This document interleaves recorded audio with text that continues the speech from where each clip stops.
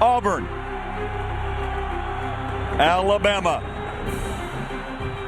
A bitter rivalry known simply as the Iron Bowl. It is not! It is not! It's going to run! It's going to run! He's going to score! He's in! Touchdown! Touchdown! Up and over and in, I believe. Touchdown! Touchdown Auburn! It's Alabama's defense that wins this one. Good cut! Touchdown! Auburn! Can you say goodbye? Touchdown, Alabama! Touchdown Auburn! Again, Alabama wins!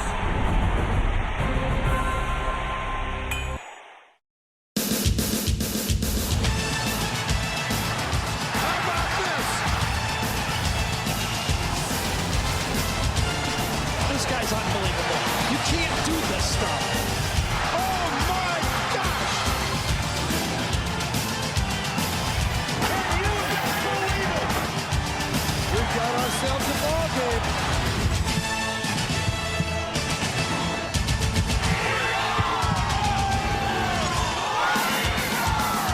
They began arriving on Wednesday for their biggest game of the year. Here to see if their beloved Auburn Tigers can ruin their arch-rival season. Alabama's Crimson Tide rolls into Auburn undefeated with dreams of a national championship. It's the 74th Iron Bowl. The Home Depot SEC on CBS, number 2 ranked Alabama and Auburn. The Iron Bowl, the pride of Alabama, and first on the field, the Auburn Tigers.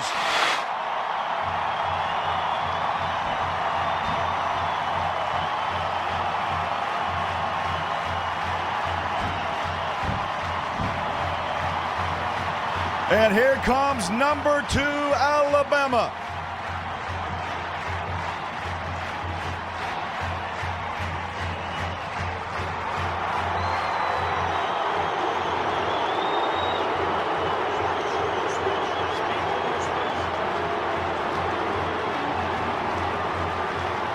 Records and national rankings play no part in the Iron Bowl. It's about the pride and the passion for the state of Alabama. It's 60 minutes, man. You got a bunch of people right now. I'm going to say it again. You ain't playing for you today. I want you to remove all self today. This is not about you. These are about people that you do know and a bunch of people you don't know. This is not about you. Let's play for everybody else today. Let's get it, guys. Let's go. We'll show them Oh, yeah, the passion of the Iron Bowl. Craig Bolerjack, Steve Byrne. Let's strap it up here in Auburn. Well, I'll tell you what, if that doesn't make a clear statement from Gene Chizik, he told us his biggest challenge this week was going to try to keep his team from peaking too soon. I think he's done a great job. This team is ready to play today. Let's set the stage. Auburn comes in with a 7-4 record. Of course, Alabama, Steve, undefeated, number 2 in the country. They have national title hopes if they don't stumble today. And Craig, this game is so big on its own, but as a rivalry game, there are few, if any, that are any bigger than this. These kids, it's pounded into their heads from the time they're born, the significance of this game. For Alabama, obviously protecting a perfect season, setting up the big showdown next week against Florida in the SEC championship game. Auburn, on the other hand, a win today would ruin Alabama's season and then set them up for possible major bowl consideration. Today, you're either an Auburn or Alabama fan. There's no in between. And CBS Sports coverage of the Home Depot SEC will continue after this word from your local station. The Home Depot. Welcome back, Auburn, Alabama. Beautiful day, 55 degrees, and the forecast is sunny skies. Bama threw a shutout last year at Tuscaloosa, 36-0, breaking a 6-game winning streak by Auburn. Today, the 74th Iron Bowl. This game and all SEC college football games brought to you in crystal clear CBS high definition. Over 87,000 fans on hand. The Tigers and the Crimson Tide of Alabama. Alabama won the toss and chose to receive.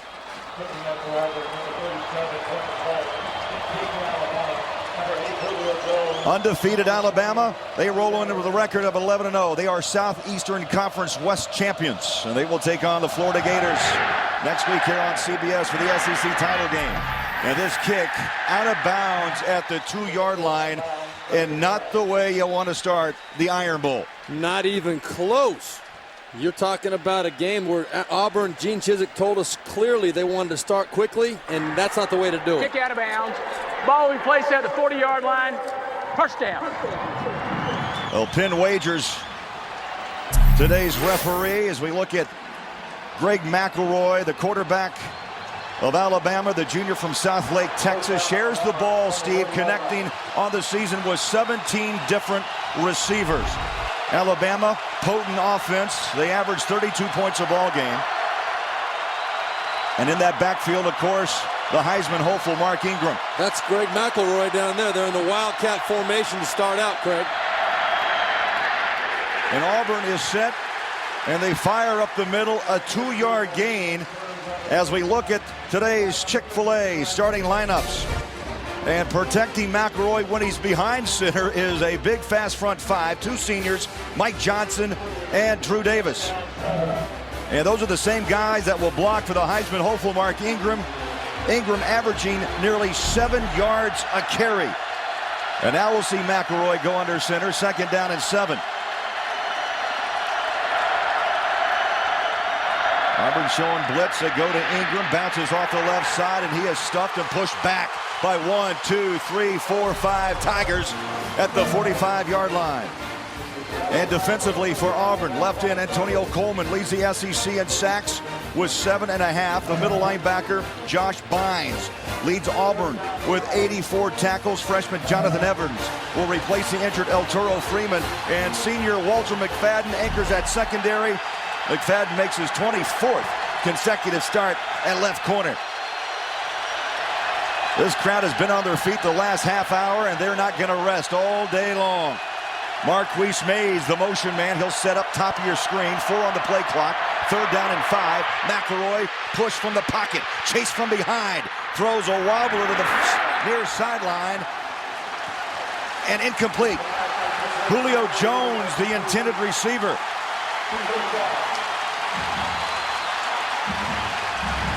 Well, a great job by the Auburn defense. You could see, obviously, that Greg McElroy did not have what he wanted up the field. The question on that play, obviously, does Julio Jones have control of the ball as he's going out of bounds? Looked like his feet were in, but I don't think he had complete control of the ball before he hit the sideline out of bounds. T.J. Fitzgerald set to punt. Averages 42 yards a kick. And back inside his own 15-yard line is Dedmon Washington. He had a 99-yard kickoff return 2 weeks ago against Georgia High Hanger. Washington lets this take a bounce at the 3 and into the end zone. Touchback in Auburn. Will have their first possession of the afternoon. A 55-yard punt as we set the offense for the Tigers. The quarterback, senior Chris Todd, nearly 2,000 yards passing, 19 touchdowns, 1 shy of tying the single-season school record. A completion percentage of nearly 60%. And not the strongest arm in the world, Craig, but a guy who's very accurate. The key for him today is to get off in good rhythm and be very accurate. Get rid of that ball on time, because when he does, he's got a lot of weapons to implement out there on the field. Hand off to Tate. Averages over 5 yards a carry. Again, as we look at the lineups presented by Chick-fil-A. And Auburn up front, Lee Zimba makes his 37th consecutive start at left tackle. Zimba and the rest of the Tiger front line working overtime, Steve. They open up a lot of holes for Ben Tate, number 44. Tate averages over 110 yards a football game. A pickup of 1. Play action pass is Todd. Throws to the flat. Little catch by Fannin, the fullback. Out of bounds near the 30-yard line. Defensively for Alabama. And the Crimson Tide, no question, one of the better defensive, not the best in the country. Up front, 3 seniors, Washington Cody and Dederick. Linebackers, fast, physical. McClain leads the Tide with 84 stops, and the secondary is loaded. Strong safety Mark Barron leads the SEC. 6 interceptions on the year.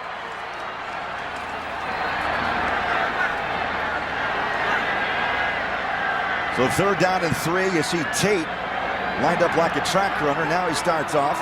And a little pitch coming to the near side. McCaleb, first down, tripped up at the 32-yard line. And Steve, let's go above the line. Well, for Auburn on offense, the man that just picked up the first down, Big Ben, he's got to factor in. Whether he's having big runs or not, doesn't matter. Auburn has to stay committed to that running game. Alabama on defense, hey, just do what you do. You're the best, if not the best, one of the very best in the country. Bring the pressure, get after them all day long like you've done all year. Trickery, little pitch coming around the end. Terrell Zachary, big room, 50, 40, watch out, 30, makes a cut back, 20. Zachary, 15, 10, 5, touchdown.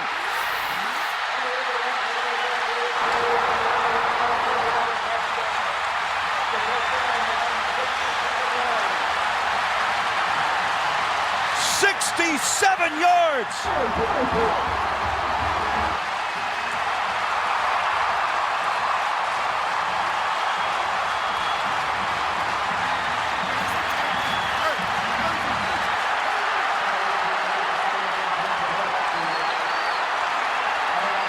Wes Byram, perfect on the season in PATs, 46 of 46, and the chip shot is up and good. 4 plays, 80 yards, capped off by Zachary. Well, we heard from Coach Gene Chizik and Gus Malzahn, the offensive coordinator. They wanted to start early, Craig. What a great call. Set up very, very well by the fake to Ben Tate. Huge opening drive for the Auburn Tigers. Running right in your front living room, 67 yards, Terrell Zachary, and Auburn up by 7.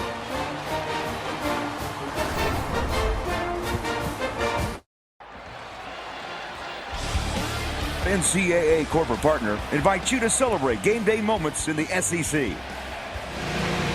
Well, if you're an Auburn Tiger fan, what better way to celebrate Thanksgiving?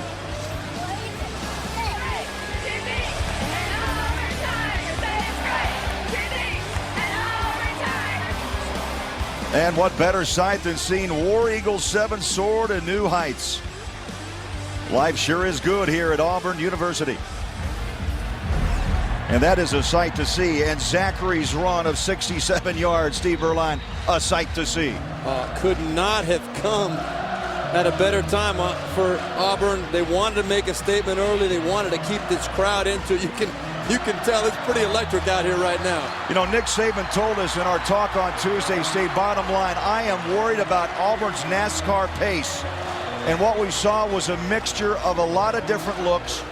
Kirby Smart, their defensive coordinator, told us it's like chasing ghosts out there.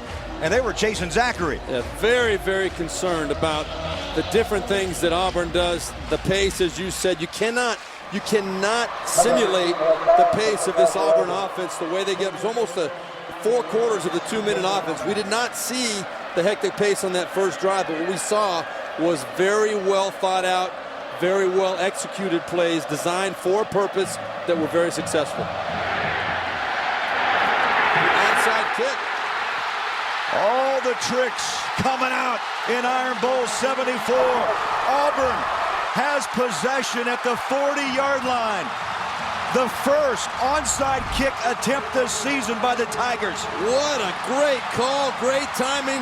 Gene Chizik throwing out all the stops early. You could see a great fake by Wes Byram, the kicker. He acted like he was walking back to the huddle and then turned. And as he turned, the whole Auburn team turns with him, and they get on top of that ball. Alabama had no chance. They weren't ready for it. This is exactly what Nick Saban was afraid of, getting the momentum, getting the energy behind this Auburn football team early. Handoff. Tate turns the corner, pushes the pile past midfield to the 49-yard line. Well, right here, Craig, is Terrell Zachary, and you're going to see a fake up the middle to Ben Tate. Nobody is on the left side of the field. Wide open. It was a great play-action fake to get Tate running to the right side, get Alabama pursuing that way. Zachary comes back around the left side. Nobody there, and a great move at the end to finish it off. That's the longest run against Bama's defense all season long is Tate again off the right side. He needed about 1.5 yards, and he picked up 2. Tate, a big back, 5'11", goes about 220. A senior from Newark, Maryland.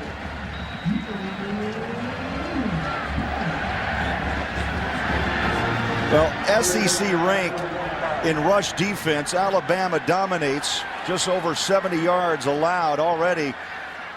Auburn is knocking on the door with 100. Little swing pass to the flat. McCaleb turns the corner, but not quite, and a flag is out around the 45-yard line. I think we're going to see a holding call on Tommy Trott, the big tight end.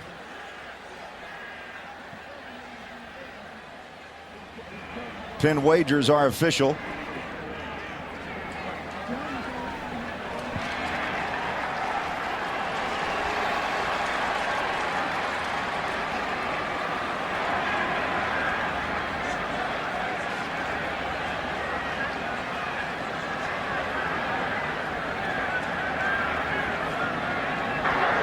During the run, blocking the back, number 18 on the offense.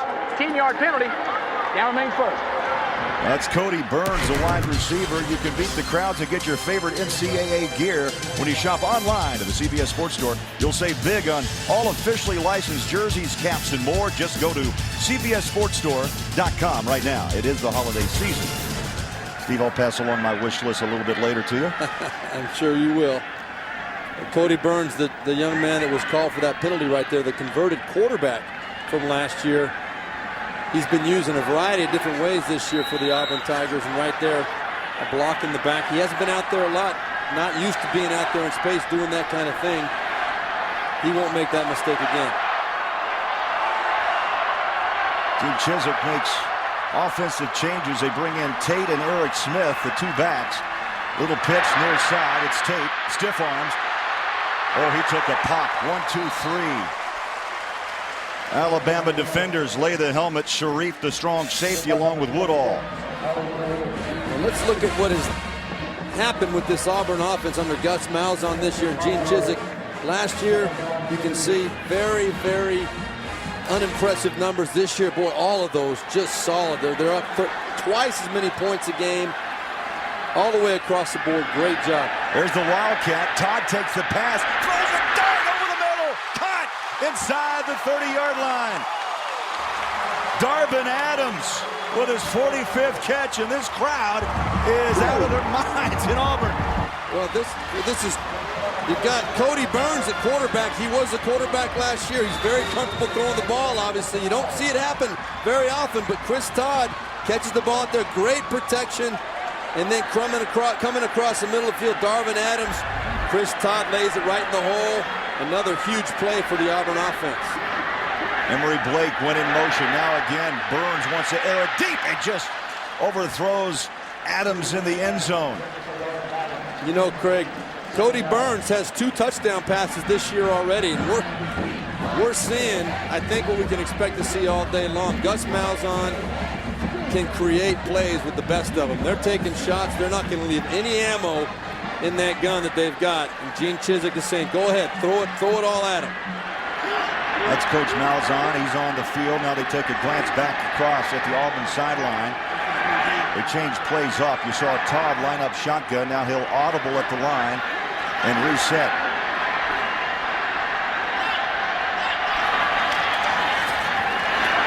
Keeper. Todd at the 15-yard line. What haven't we seen? What haven't we seen here in the first quarter? Well, you're going to see, it was an audible by the sideline. You're going to see right here in the middle, the coaches knew you were going to get this kind of action out of the formation. Chris Todd is going to catch the ball right up the middle. There's nobody there. He's not a running quarterback. They know that in man-to-man defense, which is what Alabama prefers to play, nobody is assigned the quarterback. Chris Todd, a good solid gain again. And a pickup of 13, and around the corner comes McCaleb. Waits for his blocker, stacked up, driven back at the 12-yard line. Let's talk about Auburn inside the red zone. 35 opportunities, Steve Beuerlein, on the season. 25 touchdowns, 8 field goals. They've given it away twice on fumbles. But when you're 33 of 35 getting points on the board, not bad. Well, forget not only the 33 of 35, it's the 25 touchdowns that impresses me. That is astronomical. Over 70% of the time in the red zone, this team is scoring touchdowns. Burns back at quarterback. Now they're going to run option. Makes a nice cut, stacked up, and a pickup of maybe 2 up to the 11-yard line. Ali Sharif, the strong safety, again in on the tackle. Now, what we need to realize is not only Auburn excellent in the red zone on offense, but Alabama is one of the very best on defense in the red zone. They're top 5 in almost every category defensively across the board. And right there, you see Kirby Smart, defensive coordinator, but only 37% of the time are touchdowns allowed by this Alabama defense. 9th play of this drive coming up. Again, Burns, the quarterback, flipped to the far side, picked off. The whistles are going to call that play dead. Justin Woodall, the free safety, and there's a flag at the 14-yard line. Nick Saban rips off the headset.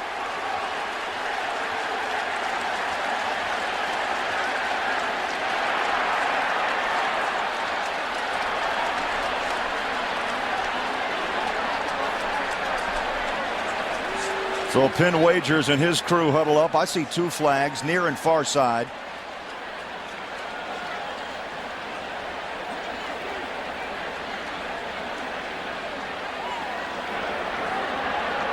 Well, the coaches were jumping on Justin Woodall pretty hard there, who had the interception. Would have been his 4th pick of the season. And maybe his reaction was considered unsportsmanlike. Prior to the snap, false start. 73 on the offense. 5-yard penalty. After the play is over, unsportsmanlike. Number 27 against the defense. Half the distance to the goal. See if you can hear the whistle. Here's Lee Zimba. He moved early. And there's the whistle, stopping play. You heard it. And then you'll see that reaction right there. That is not allowed in the college game. Any sign of taunting or unsportsmanlike activity is going to be called by these referees. So inside the 10-yard line. We've seen Wildcat. We've seen it all up the middle. Tate running, turning those legs to the 2-yard line.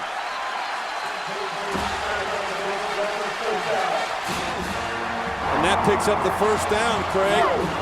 And I'll tell you, what you saw right there, you don't see a lot against Alabama. Straight ahead, run right at him. But what Auburn has succeeded in doing already, Alabama doesn't know whether they're going to give the ball up inside or take it outside. They've got them playing back on their heels already. Looks like this will be a direct snap to Tate. Wildcat +2. Tate inside and hits a wall of White.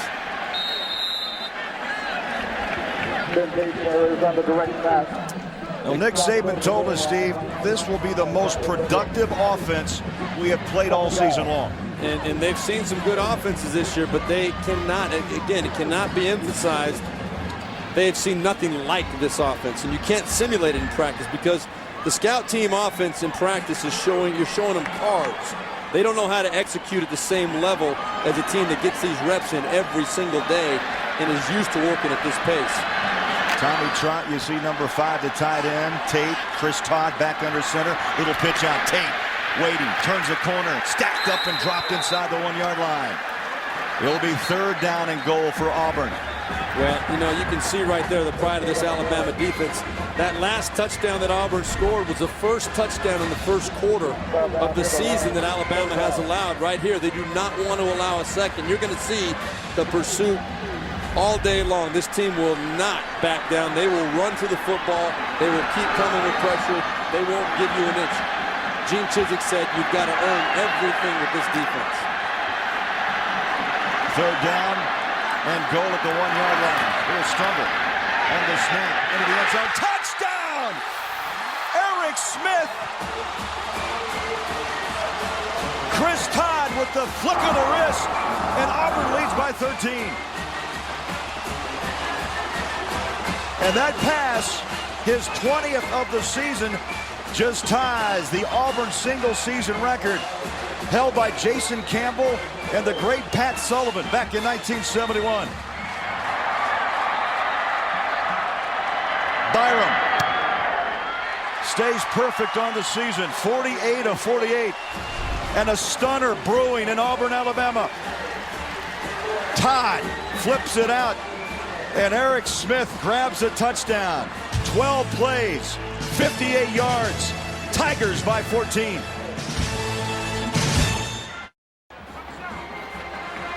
All right, Tim Brando, thank you so much. Our best, of course, to Tiger Woods.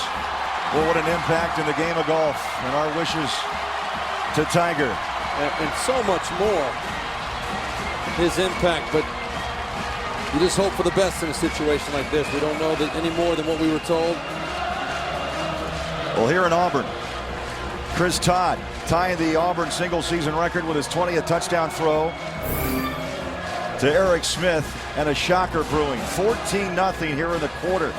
Already Auburn has rushed the ball 12 times, Steve, for 114 yards. Now Morgan Hall, number 37, will kick this time, teed up at the 30-yard line. Last time out, onside kick. This time Auburn will kick away.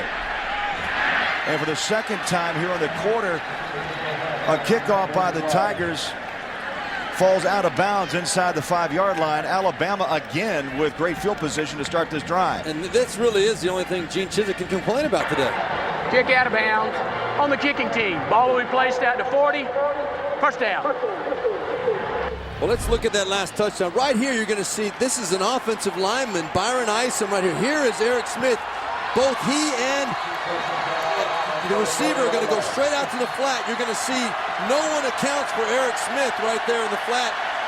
The formation, the personnel groupings, they changed so much, so quickly, so often that Alabama was not ready for it. Already 16 plays have been run by Auburn. It was 3 and out the first possession by Bama. Play action, McElroy dumps it off to the flat. His tight end, Peak. Oh, he lost it, but got it back at the 45-yard line. Colin Peak, sure-handed, 21st catch of the season. He had to set out last year, Steve, after playing a couple of seasons at Georgia Tech. Well, this Alabama offense is not used to being in this position, down 14 points early in a ball game. They're not built to be a come-from-behind football team. They're built to be in control of the game.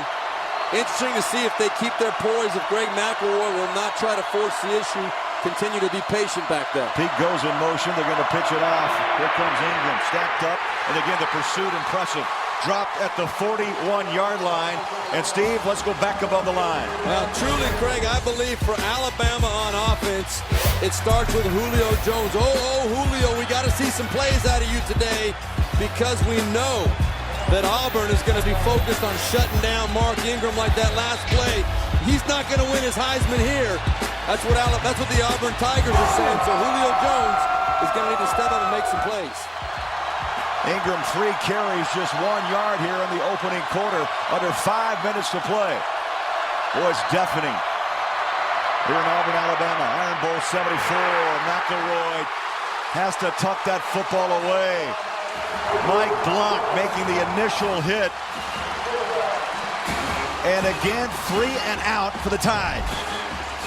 This is just good, solid pressure, coverage, everything going well for Auburn right now, offensively and defensively. They're in complete control at this point in the ball game. P.J. Fitzgerald just got the kick away. Good hang time. Washington underneath it, lost it, and jumps back on it inside the 20 at the 17-yard line. A 42-yard kick. Auburn on top of number 2 ranked Alabama by 14. And time now for our Home Depot tools of victory. Well, Gus Malzahn and Gene Chizik have not hesitated to pull out the stops. You saw the reverse for the big touchdown in the first drive by Terrell Zachary. Very well set up play and a great cutback right there by Zachary to get on the board first. And what do they do to follow it up? Well, they come with the onside kick. Surprised by Wes Byram. He recovers it himself, and that sets up another opportunity to make a big play. A little razzle-dazzle. The flea flicker out of the Wildcat formation. Punctuated by another touchdown, a pass from Chris Todd to Mr. Smith, the fullback. Great job by Auburn so far of mixing things up and really keeping Alabama on their heels. Alabama number 1 ranked offense in total yards allowed this season, just 225 yards. They're number 2 in scoring defense, less than 10 points a ball game. And Steve, Nick Saban, you see him pacing the sideline. Already today, 2 touchdowns. Bama's allowed only 6 touchdowns in the last 7 SEC games. Tate. And pushes past the 20. They'll put his forward progress at the 22-yard line. Rolando McClain, the middle linebacker, and one of those Butkus Award finalists, in on the tackle. Now there's the national rankings. Total defense number 1, rush defense 2nd, pass defense 5th ranked. They've got 18 interceptions on the year. Amazing on defense, but boy, they sure look like they're not too comfortable out there in the field at this point.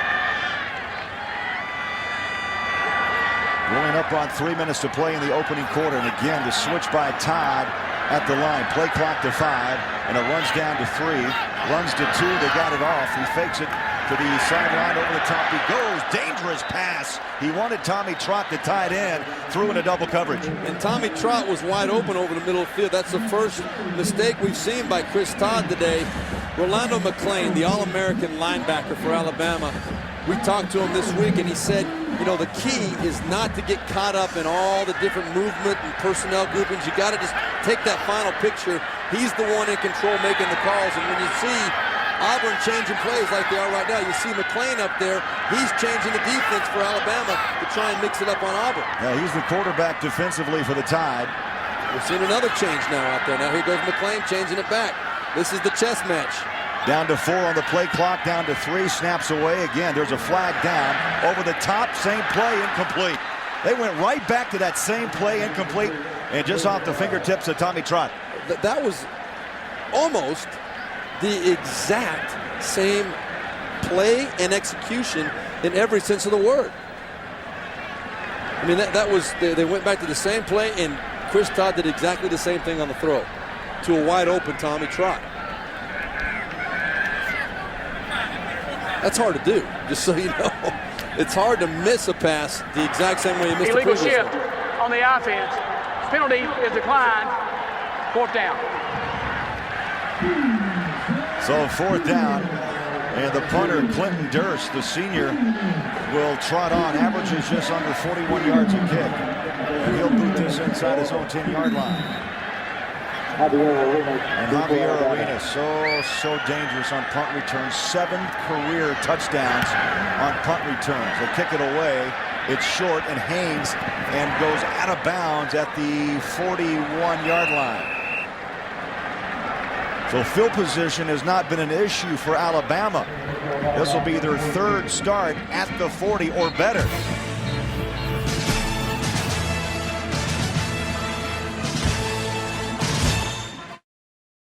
Recently, Verizon's been making a big deal about maps. I'm here to set the record straight. AT&T covers 97% of all Americans. It's over 300 million people. In fact, I've collected a few postcards of all the places that AT&T has coverage. This is in no particular order. Spokane, Washington. Denver, Colorado. Evansville, Indiana. Chicago. This might take a while, just bear with me. Lake City, Florida, where the bikini was invented.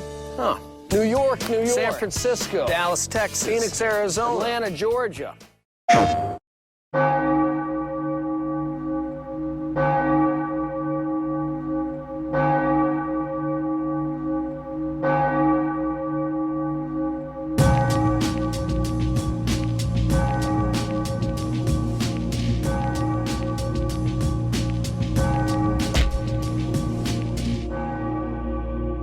Assassin's Creed 2, in stores now. Rated M for mature. PS3, now $2.99. Akron, Ohio.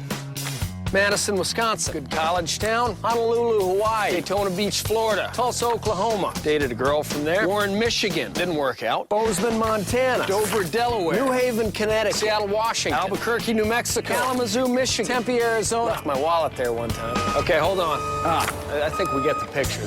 If you want coverage, we've got it. AT&T. Buy any exclusive Samsung touchscreen phones after mail-in rebate and get one free after mail-in rebate. I was on the top bunk. I could see this scary guy, and he saw me looking at him. He just reached over and cut my throat.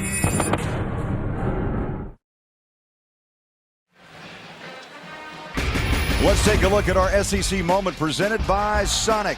Back to 1989, marking the first time the Iron Bowl was ever played at Auburn. James Joseph scored a touchdown on Auburn's first possession, and Gary Hollingsworth had 2 touchdown passes. DeMarco battled to put the Tigers ahead. Win Lyle's field goal capped off a 30-20 win for Auburn, and that effectively ended previously unbeaten Alabama's chance of a national championship. Kind of an eerie similarity on the way here in Auburn. And before today's game, a ceremony celebrating that 20th anniversary. The players are back at Jordan-Hare Stadium, and right there, the great coach Pat Dye with the tip of the hat. 1989 SEC champions. Isn't that strange? 1989, Bama 10-0, number 2 in the country. Today, 11-0, number 2 in the country. They're down 14. It is eerily similar. And Alabama better get their act together. As we stated, you know, they're not built to be a come-from-behind team, in my opinion. But they've got a lot of veteran experience out there. They should keep their poise and just try and take it one drive at a time. McElroy under center. Have yet to pick up a first down in this first quarter. Pressure, dumps it off, dropped in the hands of Julio Jones. Let's send you to New York for this John Hancock update. Here's Tim. Well, Tim, Cincinnati, the Bearcats have won 16 straight regular season games. It dates back to October of 2008. And right now, Alabama sweating a bit on the road.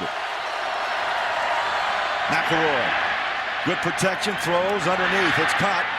Darius Hanks in the first down for the Crimson Tide.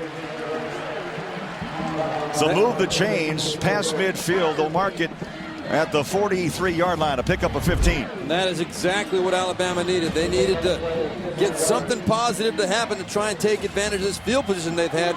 Greg McElroy has had very good protection. He just hasn't been able to find people down the field, and as a result, he's been getting hit because he's holding the ball for so long. Right there, you saw Darius Hanks come open. Good conversion for him. So the first down for the Tide. And they go to Ingram. And Ingram, 1, 2, 3, 4, 5. My goodness, they have been on him all day. Well, we talked to Ted Roof, the defensive coordinator for Auburn. He talked about this guy, Mark Ingram. He's so good, so explosive. And he said what we've got to do is we have to hold the point of attack on this guy, not let him find a seam, and then set the edges. And then our backside players have to stay on their feet because he's so good at cutting back and making you pay if you over pursue. And then we have to gang tackle. Other than that, our job's easy. Oh, yeah, real easy. On the road, he's terrific. Nearly 153 yards a game. And struggling here, 4 carries, just 1 yard. Over the middle, McElroy. A little pitch and catch. Julio Jones trying to regain some confidence. Bynes and Evans team up to make the tackle. Julio Jones, a big target, Steve, at 6'4", 211. Now, I tell you, the first 7 games this season, just 13 receptions. He did struggle with the midseason knee injury, slowed him down, especially at Ole Miss. But the last 4 games, he's turned it on. And Greg McElroy told us he's been so impressed with his perseverance, his attitude through this knee struggle that he's had. And he admitted that maybe he tried to force the ball to him a little bit too much earlier in the year. Now Julio Jones is starting to come around and get himself open a little bit more. They're down to 2. Ingram the lone back. Handoff. Nothing fancy. Right up the middle. Tripped up. Ingram picks up 3 and a first down. So the drive will roll on. To Ingram, a gaudy 6.8 yards a carry. And he's been absolutely phenomenal in games versus top 25 teams. Auburn, in many polls, top 20. They're ranked 24th or 25th. He's averaged 178 yards rushing the 4 times he's faced top 25 teams this year. He's not on that pace right now. Auburn doing a good job of shutting him down. 6th play of this drive as we are running out of time here in the opening quarter. McElroy in the pocket, good protection. He throws underneath. Ingram with the catch, and he pushes his way down near the 25-yard line. And the freshman, Jonathan Evans, playing that right side linebacker position with the tackle. What a wild first quarter. 15 minutes in the books. Auburn up on Alabama by 14. We'll return to Auburn after this message and a word from your local station. You're watching CBS Sports, home of the SEC Championship.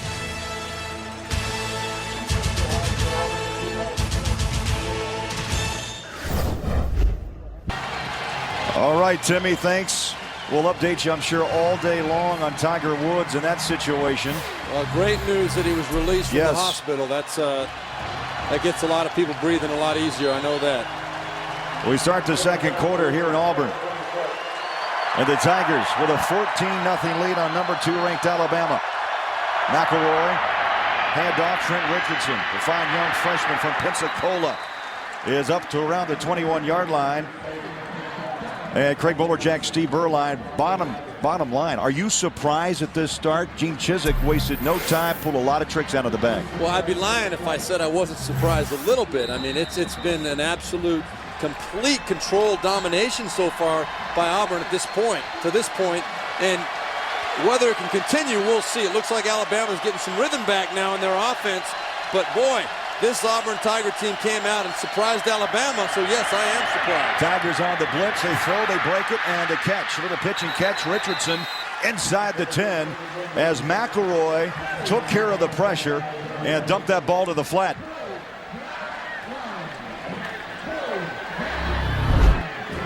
Well, you're going to see just another good example of execution. You got Trent Richardson, number 3, flaring out to the left, and then right there, Mike Blanc, number 93 right here. He realizes it was almost set up as though it was going to be a screen pass to the outside, where he was enticed to come up the field and then realized too late that he had made a mistake. Handoff draw. Richardson breaks a tackle and taken down right at the 1-yard line. Nearly broke it. Josh Bynes, the middle linebacker, saved the touchdown. Hey, Bill, when we talked to Ted Roof, the defensive coordinator for Alabama, in fact, I spoke to him on the field before the game. He was very concerned about the depth of his defense, and especially the fact that one of their star players, sophomore Toro Freeman, outside linebacker, was not going to be able to play today. They seem to be finding something over here on the left side of the Alabama offense. They're attacking there very hard. That's where Toro Freeman would normally be.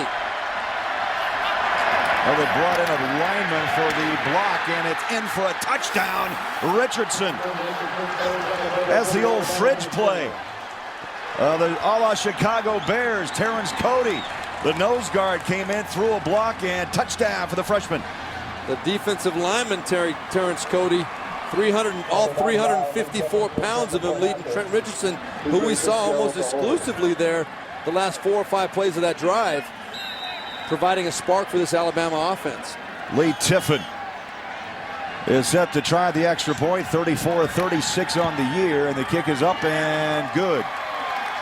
So after a 14-0 start by Auburn in the opening quarter, Alabama puts together a 10-play drive, 58 yards, just over 4 minutes on the clock, and Trent Richardson runs it in for Bama's first touchdown of the afternoon.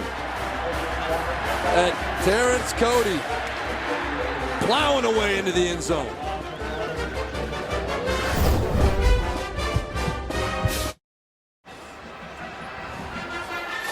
And back in Auburn, Alabama, Iron Bowl 74.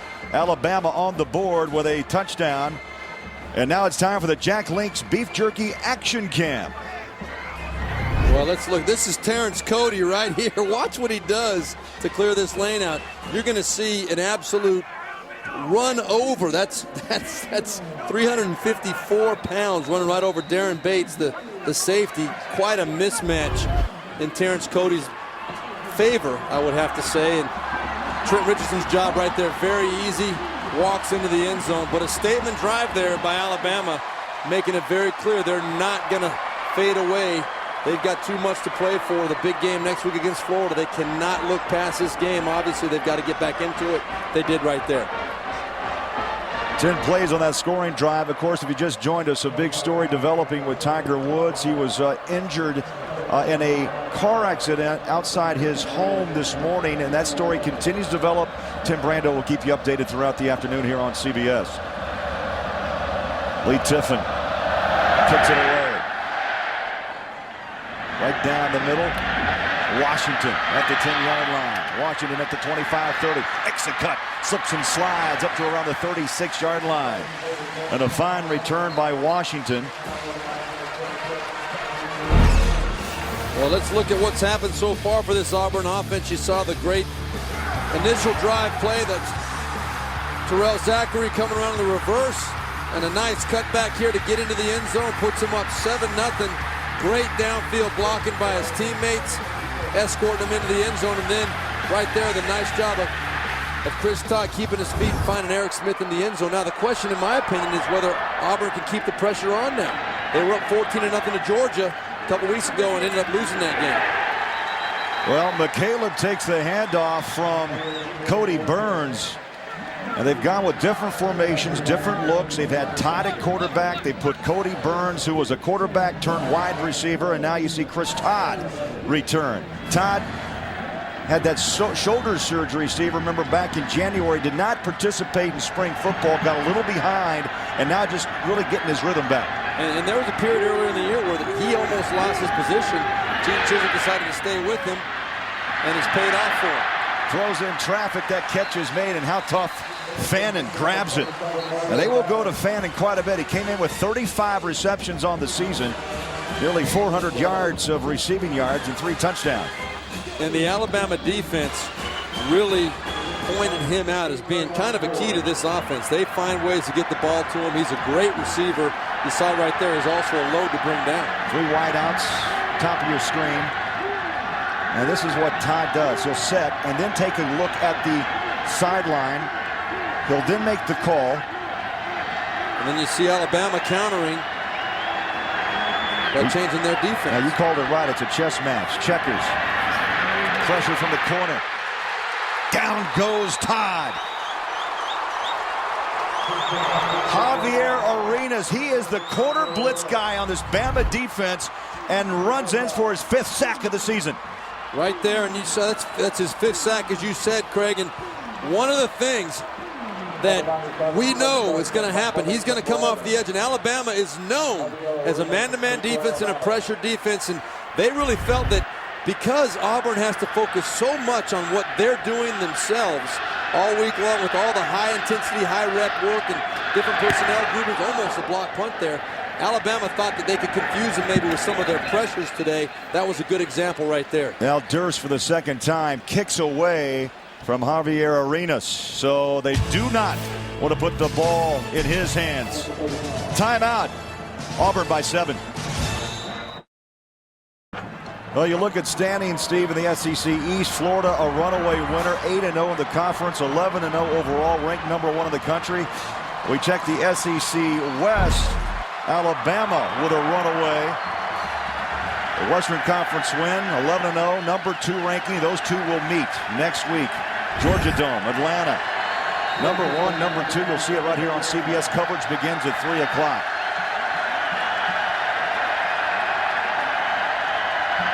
McElroy sets and fires a dart. Caught. Tackle. Couldn't make it. Colin Peak breaks to the 50-yard line. And so far, Auburn has done the job stopping Mark Ingram. Well, he's got 5 carries for only 4 yards today. That has to be the priority for this Auburn defense. They've done a super job of swarming to the football. Now, we saw a little bit of a counter mentality by Alabama on the last drive, going to the short passes, and then Trent Richardson out of the backfield. We can see right now you got Mark Ingram split way out to the wide side, the left side of the field. They're going to try and find ways to get that man the ball. They've got to do it to be most effective. With the shotgun, McElroy pressure, steps and throws. The catch, Julio Jones, and he is swarmed under at the 45-yard line. Now you talk about a big wideout at 6'4", goes about 215. Only a sophomore from Foley, Alabama. If he's 215, I'm 180. And that's about 45 pounds off of what I am. He is a monster. He's much bigger than 215. But what I still believe, Alabama, they can dink and dunk all over the place, and they're doing a good job of it right now, but they've got to find a way to make plays up the field at some point. Well, those numbers tell you the tide has turned a bit in favor of the Crimson Tide. Ingram, again, nothing. Absolutely nothing up the gut. Maybe a yard to the 44-yard line. They'll move the chains as we are under 10 minutes to play in the first half. And one of the things that makes this Alabama offense so consistently efficient, and they're not spectacular at all. Obviously, Mark Ingram, spectacular as a running back. But this offense, and the noise, the crowd's getting into it right now, but they do not have bad plays in general. They keep moving the chains. putting themselves in desirable situations. Less than 2 yards a carry. It's third down. Let's call it 3. Mays, the motion man. McElroy. 5-step drop. Pressure. Throws. Incomplete. And he nearly took out an official along the way. Boy, Josh Bynes bringing the pressure on McElroy. Yeah, no doubt about it. McElroy paid the price on that play. Greg McElroy did not have a chance. It was great coverage up the field as well.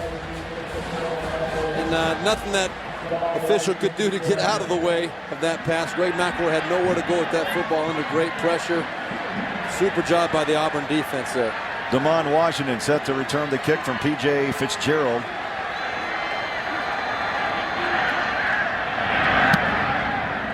Skies it high. And a fair catch at the 11-yard line. Dropped it. That sun right now is smack dab in the middle of your eyes. And you see the official, the field judge said, nope, Auburn football. And they're still digging.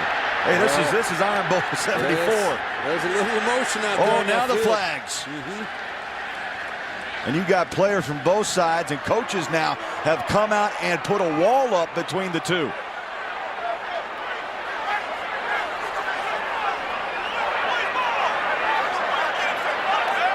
You know, both coaches, Nick Saban, Gene Chizik, both said it's all about emotion. Who can have a tempo of emotion throughout 4 quarters of football? And they both said the same thing about the importance of being the most physical team on the field today. Making that statement early and continuing to pound it home by getting after the other team. Whoever was going to be the most physical, both coaches felt that team would win the ball game today. Here's Penn Wagers. After the play was over, personal foul. Number 6 on the receiving team. Penalty, half the distance to the goal. First down. So the personal foul whistled on McFadden. One of the top special team players for Auburn. And so this drive will start back at the 15-yard line. The 5-yard line, actually. So now there's a timeout. 9:08 to play. Opening quarter. Washington the fair catch. Put it on the turf. We'll be back to Auburn after this on CBS. What a crowd on hand. Iron Bowl, Auburn, Alabama. Last year, the Crimson Tide, Steve, ran away 36-0. And today, the Tigers have come to play. Different ball game today, but now Auburn has got to be very careful here. You're backed up in your own end zone. You're still in control of this game, but this is an Alabama defense that can make a difference and make an impact in a hurry. Chris Todd has got to be careful with that football. Very opportunistic. You put it on the deck, they're going to pick it up, make you pay. Todd from the shotgun. On the ground comes Tate. Stiff arms his way, still on his feet, and picks up an extra yard at the 7-yard line. 19th in the country in rushing. Came in, Steve, with 1,209 yards, a 5.4 average, 8 touchdowns. And he's had 6 100-yard games this season. And everything really does start with the running game for this Auburn offense. They are very balanced. They put up consistent numbers in the passing game, but it all starts with Big Ben Tate being able to find lanes in the running game. Bama showing blitz. Todd in his own end zone. Sets up and fires. Tough catch. Out of bounds. Boy, leaning out Darvin Adams, but it falls incomplete. You look at the first 4 possessions. 4 plays, 80 yards, touchdown. 12 plays. What a series that was for a touchdown and back-to-back punts. Yeah, they came out and made a statement, but since those first 2 drives, Alabama seems to have calmed down a little bit and been much more confident in what's coming at them. They're putting more pressure. That was a blitz right there by Rolando McClain. Not a great job of picking it up by Ben Tate, and I think that threw Chris Todd's throw off a little bit. Todd again takes a glance at the Auburn sideline. Play clock at 5 from the shotgun. And they have really zeroed in now on number 44. Well, that's the right call for Auburn on offense, though. You're in control of this ball game score-wise. You're up 14-7. don't risk it by taking a shot at the field. Maybe you get a sack, fumble, an easy touchdown for Alabama, or you get an interception. Sure, Auburn would like to have maybe blocked Eric Anders a little bit for Alabama. Maybe somebody could have got a hand on him and had a lane to get that ball up in there, but not a bad decision by Gus Malzahn to play it safe there. Clinton Durst. Pressure just got it away. And a high hanger. Javier Arenas pedals back inside his own 45. Breaks a tackle at 50 and spun out of bounds at the 47-yard line. Arenas is so dangerous. First time he's had his hands on the ball this afternoon. You know, he told us how interesting. 7 punt returns for touchdowns. But he said, you know what, guys? I'm always nervous when I'm ready to take back a punt. Amazing. 7:49 to play in the half. And Durst just got it away.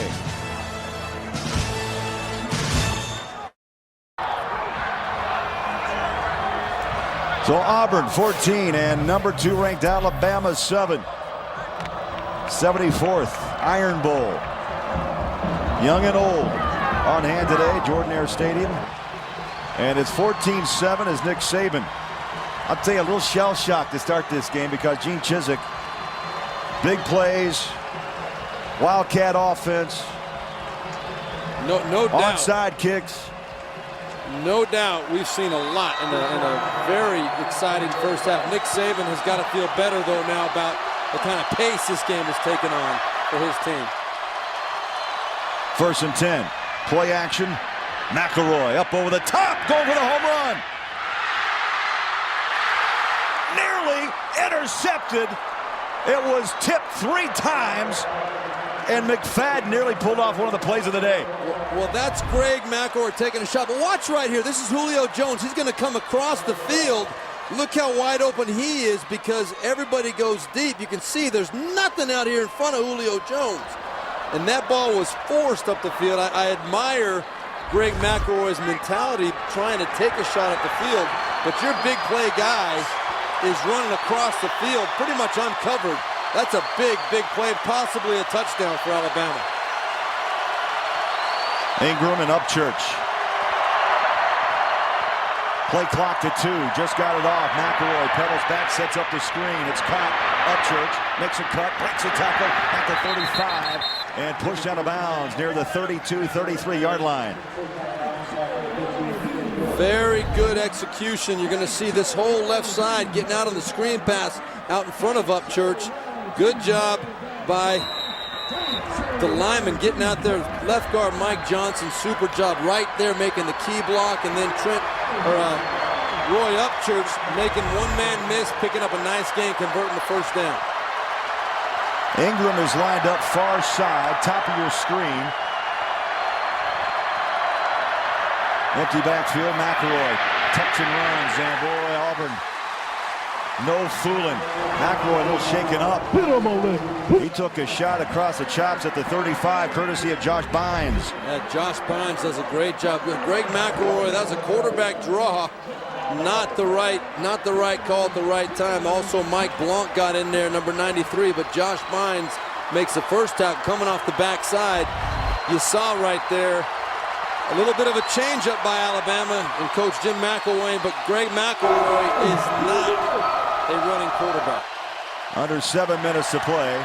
2nd down, 11 here in the first half. Ingram lines up alongside McElroy. Play clock again, winding down.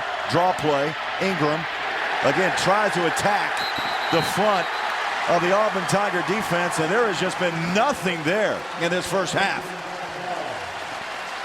Yeah, that's another play. Great play by Josh Bynes, a middle linebacker. Get right up in there, just meeting Mark Ingram. Now, it's baffling to me how you could have a straight-ahead power running play with nobody assigned to blocking the middle linebacker, Josh Bynes. He didn't have to avoid anybody, go through anybody. He just met Mark Ingram right in the hole. 7 carries for the Heisman hopeful, 8 yards here in the first half. McElroy sets, fires over the top, cut! Colin Peak, touchdown Bama! But a flag is down, and now we got a little push and shoving. at the 42-yard line.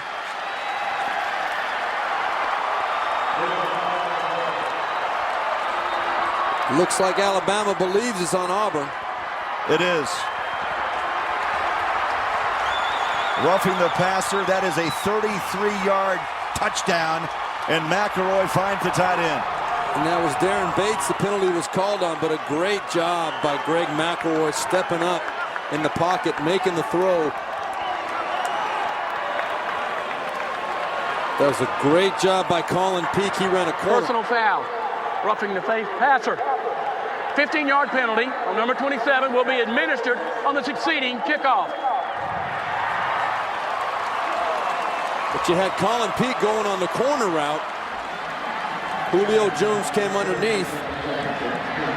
And a good job delivering a strike by Greg McElroy. Big throw at a big time. Big throw. 15th touchdown toss of the season. Now Tiffin is in to try to tie this game up. He just joined us. Auburn, 14 quick points in the opening quarter. And Alabama has answered back with 14 of their own, or 13 to this point, with a PAT to come. And Tiffin kicks it through.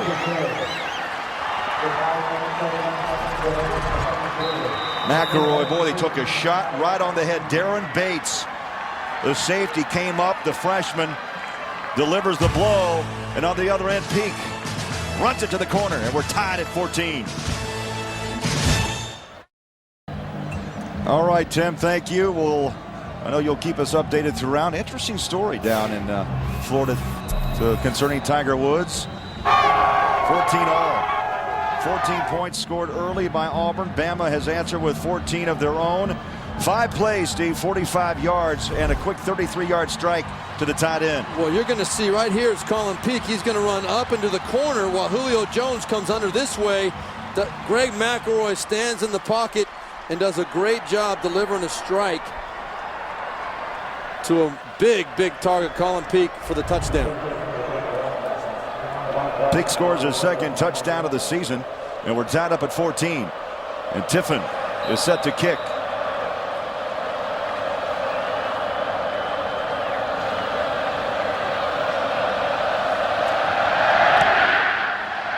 Well, what a leg. What a leg. Hit it into the second row. Well, Sunday on 60 Minutes. Make sure you stay tuned. Bob Ballard, the man who discovered the Titanic, takes 60 minutes on an exciting new discovery. That's coming up on Sunday.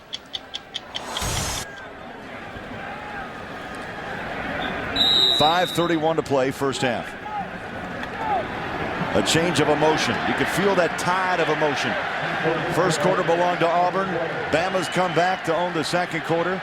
And now the question is, and it's been a game of peaks, of highs and lows, and Auburn has to find that emotional high once again. Yeah, they've got to find a way to get this crowd back into, get their confidence back up.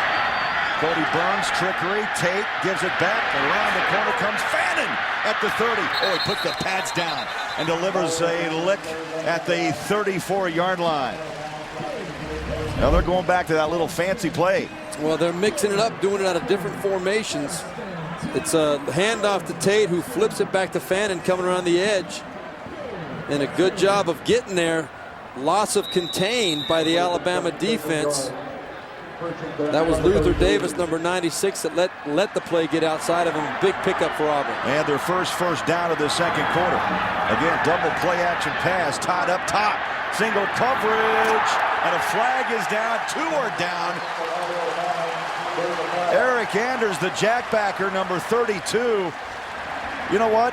Got turned around and actually just went ahead and make the tackle. Well, Javier Arenas told us that Fannin is the key to this offense. They try to get him flexed out outside like that and get the matchups. They had the matchup on linebacker Eric Anders. And what happened, though? Pass interference, number 32 on the defense. Penalty, 15 yards, previous spot, automatic, first down. But one of the knocks that we've heard on Chris Todd is that he, up the field, his arm is not that strong. If that ball was thrown out in front, and you can see, no doubt, Eric Anders made no attempt on that football, ran right into Mario Fannin coming back. But if Chris Todd gets that ball out in front of Mario Fannin, he had 2 steps on Eric Anders. Could very well have been a touchdown. Out goes Todd. Back comes Cody Burns. Hand off with a cutback for Tate. Has room at the 50. Another little juke at the 45 and is popped and dropped at the 42-yard line. Big Ben Tate, Ali Sharif, the strong safety, in on the stop.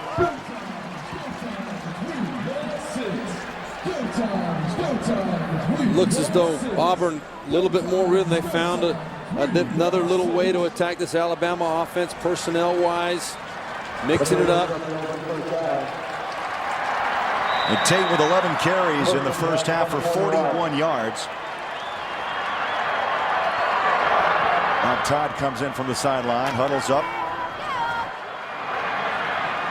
They line up 3, top of your screen. That ball is down. Alabama jumps on it. Crimson Tide recovers at the 47-yard line. And Eric Anders, who was just whistled for that pass interference, jumps on that loose football. And he made the hit, too. I believe he made the sack and the fumble. There he is coming through, making the hit, sees the ball is out, and then has the presence to get on it. The athletic ability to get. He came in untouched. And again, it was made very clear by Kirby Smart. He felt that their blitz package would give Auburn some trouble because he didn't feel like Auburn would spend enough time on blitz pickup. They spend so much time creating their new plays, trying to get reps on those, that they don't prepare for the blitz pickup.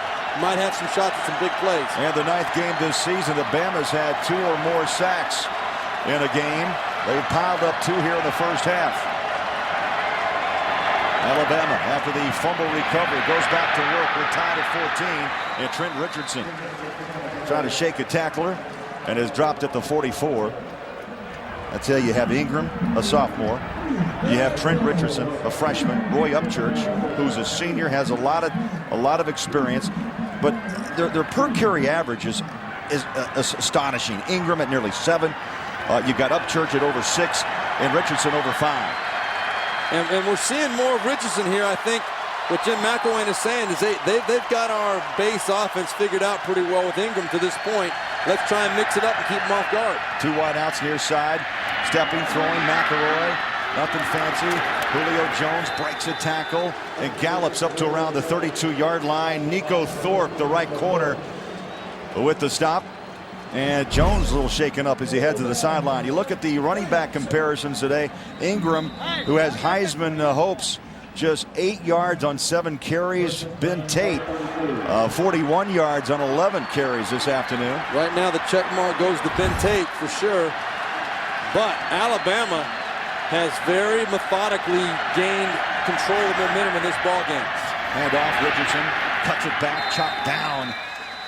That's inside the 30-yard line. They'll mark him at the 27 or the 28. You know, you make a great point, Steve. Ingram looks like they have zeroed in on number 22, and now Richardson gives them a little bit more cutback ability. Right, no doubt about it. They're a different style of running back, and I think you got to give Jim McElwain and Nick Saban credit here. They've said, you know, our horse, Mark Ingram, boy, this defense is locked in on him. We've got to spread the field a little bit more. They're going 3 wide receivers and trying to get Trent Richardson up there in the creases and the seams and doing a good job of it. Richardson right alongside McElroy. 2nd down 5. Pedals back, steps up in the pocket, flushed on the run. He'll step and throw, and incomplete. Boy, stepping in, nearly got a pick was Nico Thorpe. Well, coming up on the Geico Halftime Report, Tim Brando, Spencer Tillman, and Tony Barnhart will be along with scores and highlights, plus a preview of tomorrow's clash between Florida State and #1 ranked Florida. That's all coming up on the Geico Halftime Report. And make sure you stay tuned. A story that's continuing to develop, the Tiger Woods car crash earlier this morning outside his home in Florida. Tim Brando will be along with all the news at halftime. 3rd down and 5. At the 26-yard line. Ingram back in the lineup. Little pitch outside. He'll cut back. And again, look at the guys in blue. They just put a target on his back. And Josh Bynes drops him at the 25-yard line. Well, I think Josh Bynes is just playing a spectacular football game to this point. He has Mark Ingram in his sights whenever he steps on the field. Bynes is running free to him like he knows exactly where Mark Ingram is going to go with that I get the football. feeling this is a personal battle. I think it is. I think Josh Bynes is saying, you know what? I'm going to do whatever I've got to do to shut down that number 22. Tiffin from 42 yards, 25 to 28 on the year. This ball may have been tipped. It's short, wide right, and no, Auburn holds.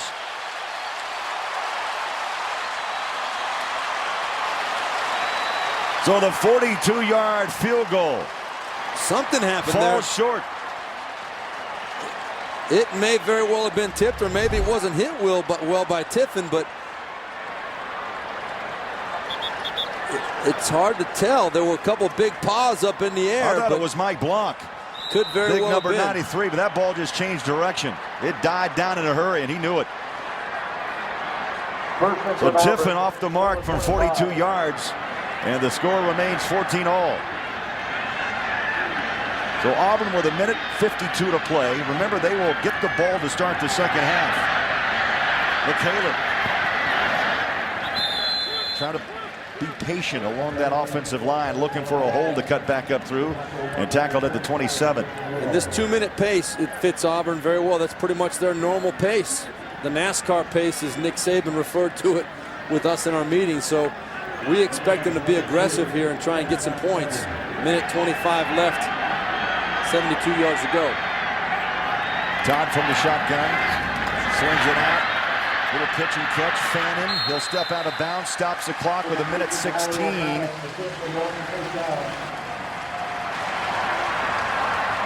And that bubble screen is a play that Auburn uses very, very frequently. And right there, Javier Arenas was the one that was flexed outside. Tommy Trott, the big tight end, he said when he flexes out, they're going to try and throw that bubble screen. He knew it was coming, but Tommy Trott did a great job of shielding from the play. Well, so many different offensive sets.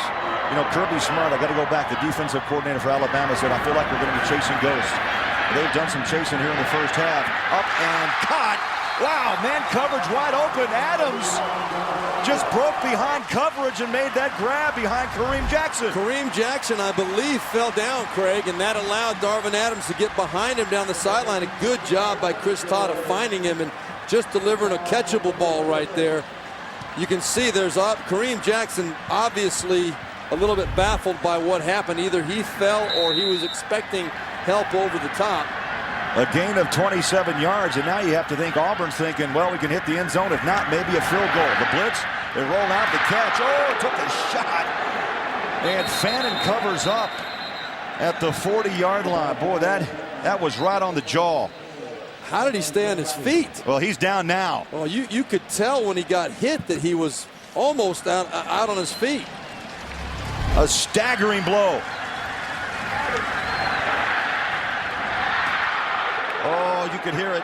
And you see how he kind of buckled right there. I cannot believe he stayed on his feet. And he's at the sideline. Doctor's taking a look. We'll step aside. Under a minute to play. First half in Auburn. We're going to keep it here. 14-all.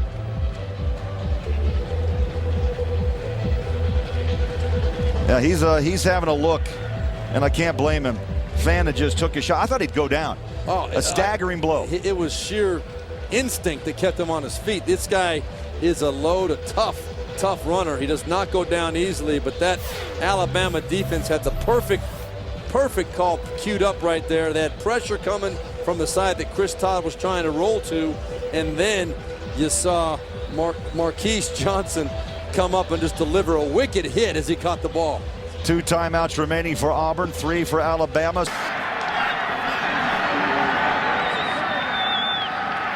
Shotgun, Todd takes again. A glance at that sideline. I'm sure the Alabama locker room will be quite interesting to try to make adjustments to this different style of play by Auburn at halftime. Rolling out, setting up, and trying to one-hand it was Tate. That ball falls incomplete, stops the clock, and it's 3rd and 13. Well, I'll tell you, dangerous throw by Chris Todd. Marcel Darius, number 57, the big defensive lineman. The right end almost got in there and got a hand on that. Could have tipped it up and been an interception very easily. They sniffed out that screen very well there. Todd 7 of 11 here in the first half for 70 yards. Again, the glance back. Play clock to 8. Play clock to 6. He's going to have to hurry down to 3.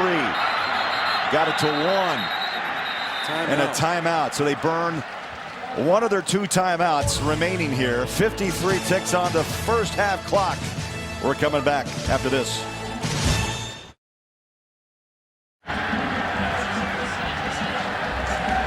Alabama and Auburn tied at 14, under a minute to play here in the first half. 1 timeout remaining for the Tigers, 3 for the Crimson Tide if needed. Tigers led by 14 after 1. Alabama roared back with 2 touchdowns to tie it here in the second quarter. As Todd goes from the shotgun, pressure from the corners, he's flushed. At midfield, rolling, and skips that ball out of bounds, incomplete. So that brings up 4th down. Upshaw lost his hat, straps it back on.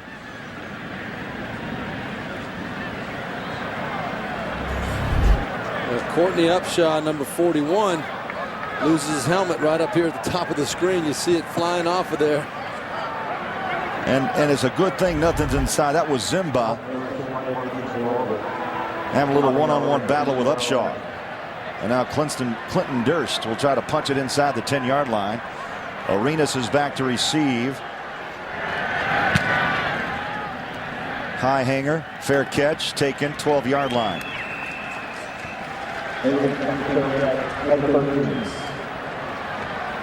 Well, tonight Dave's got Bill Murray plus Precious Star Gabourey Sidibe. And Dave drops 750 pounds of pumpkin. I'm watching. That's Late Show, followed by the Late Show. Craig Ferguson, only on CBS. That's it. Dave's always got something he's dropping. Oh, it's coming from everywhere. And Gene Chizik, I think Nick Saban and Gene Chizik both, given the way this game has gone to this point, got to be happy with the prospect of going into 14-all. I think Gene Chizik would have taken that before the game started, without a doubt. Auburn 3 timeouts with 39 seconds to play.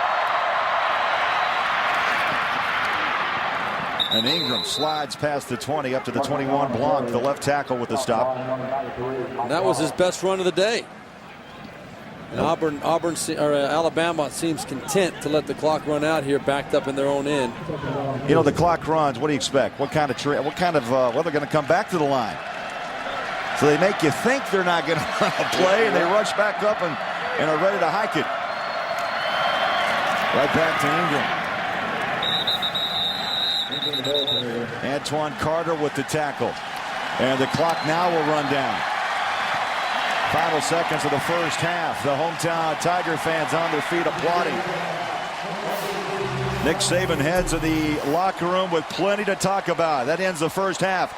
Alabama, Auburn tied up at 14. Let's take you now to Tim Brando in our New York studio. Job of Alabama keeping their poise and staying in this ball game. Steve, you look at the first half trends. Ingram, a big story, 10 carries, 21 yards. Those are the least yards in the first half this season. Alabama's offense, first quarter 37. They bounced back with 127 in the second. Todd, 7 of 12 passings for 70 yards. And Auburn's offense, it was a tale of 2 quarters. Dominant in the first 15 minutes, not so much in the second. Yeah, definitely Alabama's defense settled down after those first 2 drives and really started coming with some nice pressures to try and get pressure on Chris Todd so he couldn't get comfortable back there, and really did a good job of checking. When Auburn tried to check to a good play for them, Alabama would switch their defense up, and that really adjusted and worked out well for them. Auburn will receive the kick to start the second half. That ball takes a bounce just inside the 10, and Dedmon Washington picks it up and is tackled down around the 23-yard line.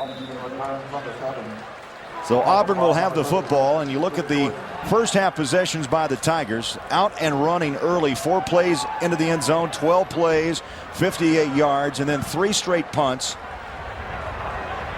And then, of course, the fumble right before the half, the sack fumble. Eric Anders for Alabama caught the right opportunity, the right lane to get to Chris Todd and coughed that ball out. Alabama did not capitalize on that, but the bottom line is that they really have regrouped on defensively. Then Tate sets up alongside Chris Todd. First play, third quarter. Tate trying to be patient, follows his blockers and leans. up past the 25 to the 28-yard line. Tate in that first half, 11 carries for 40 yards. Zachary, the big story, the one carry, and boy, he sliced his way through the Alabama defense for 67 yards in the opening touchdown.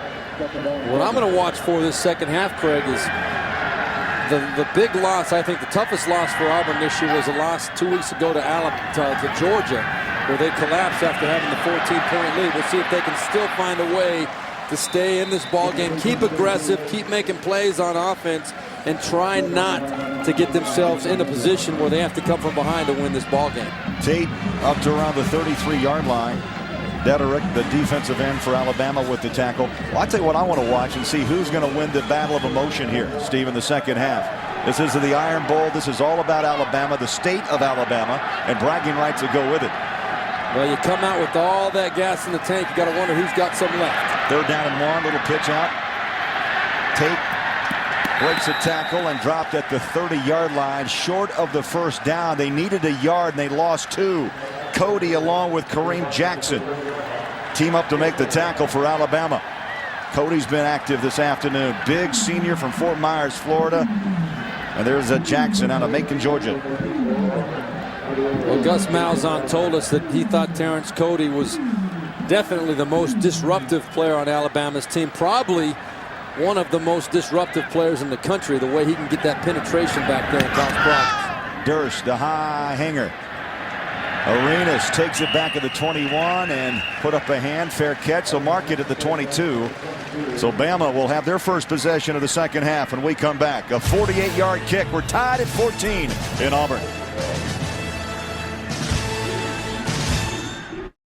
Number 2 matchup in the SEC championship game where they both can score. Gators and Crimson Tide, and they don't allow much scoring. 9.8 leads the nation. 9.9 right behind is Bama. They've been 1-2 pretty much all year, but a little bit of work left for Alabama today. They've got to find a way to deal with this Auburn Tiger football team. Yeah, griddle's hot, isn't it? From the shotgun, McElroy. Pressured and throws that ball into the turf, incomplete. Darius Hanks was in the area, and the pressure from Nick Fairley. And Steve Berline, time for our Aflac trivia question. And this may take you back a bit, but can you name the one man who has coached both Alabama and Auburn in football, and who is he? Who is he? Think on that. We'll have the answer a little bit later. Crowd is jumping here in Auburn. Second down, 10. Tigers showing blitz. Direct snap. It goes to Ingram.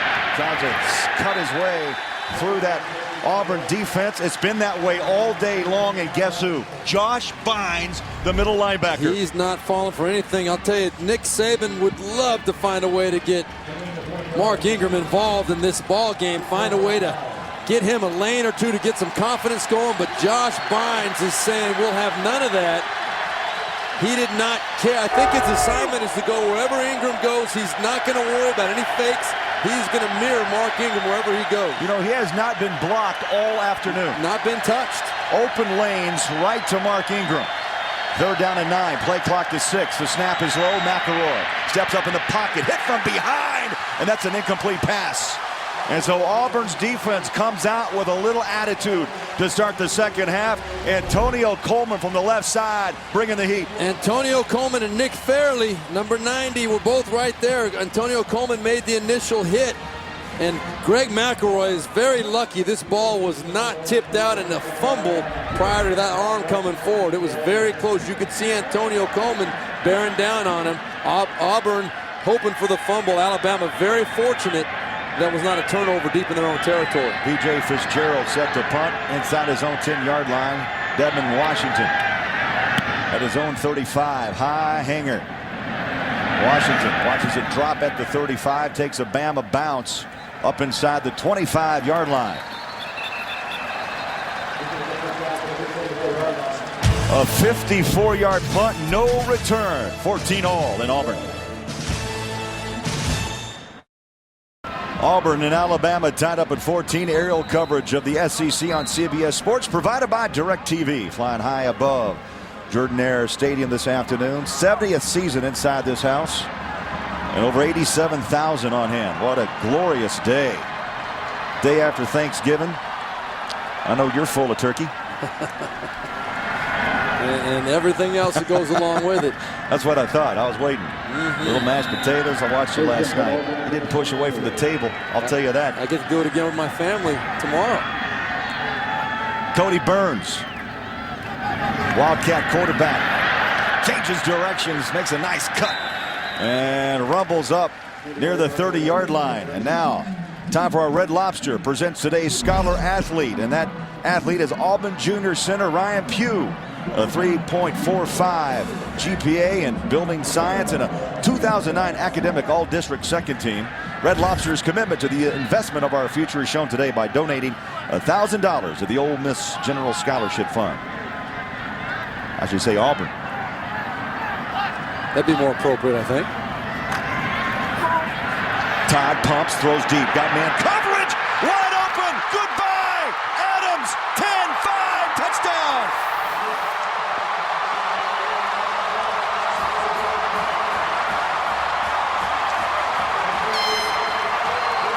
Big play, the story in Auburn.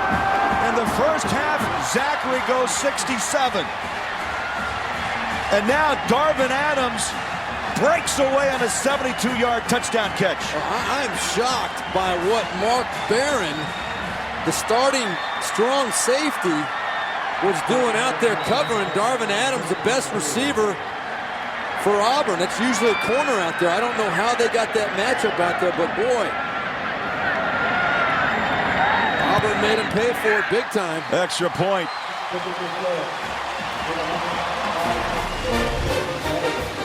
Adams, he'll remember this one. 72-yard, his 10th touchdown reception of the season. Only the second receiver in Auburn history with 10 or more touchdown catches in a single season. And Chris Todd is loving it.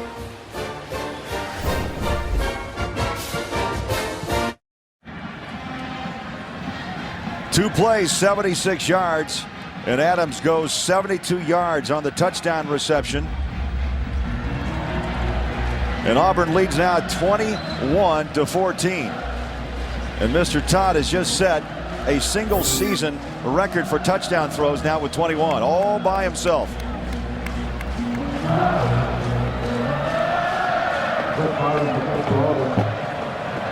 So set to kick is Wes Byram. And Nick Saban wearing a groove on that sideline. Number 2 ranking, undefeated season. In doubt. Down by 7, 11 minutes to play third quarter. Arenas at the goal line. Here he comes. At the 10, 15. Quick as a whip. Watch out! Arenas 40. One man to beat. Stacked up. Dropped it out of bounds. But what a return at the 45-yard line. McFadden with the tackle. A 46-yard return. And this is a lane. This is the one thing that you got to worry about with Javier Arenas all the time. If you're trying to tackle him on your coverage teams, you definitely got to watch out. Time for the Jack Links beef jerky action cam on that replay. And you can see the wedge set up very nicely. You give Arenas a seam, he's going to hurt you. You're in a hurry. Fortunately, he fumbled the ball out of bounds. That was the only way he was going to be stopped. Now let's see if Alabama can answer Auburn's touchdown. On the ground they go. And the ball carrier is Ingram. And he pushes his way into Auburn territory at the 48-yard line. Ingram so far today has been corralled by Auburn's defense, especially one man, Josh Bynes, the middle linebacker. 12 carries now for Ingram, 27 yards. Averages 127 a ball game. And we're seeing a concerted effort by Alabama to get him back in the flow here. We'll see if it works to their favor. He's 7 yards behind McElroy. Takes the handoff. And again, up the middle, not much. And stacked up, driven back. Back at the 45. Let's take you now to Tim Brando in New York. On CBS. Back to you. All right, Tim, thanks so much. Yeah, the Heisman race, undecided. Colt McCoy's in that mix. You got to think, despite the injury, Tebow still has some votes coming.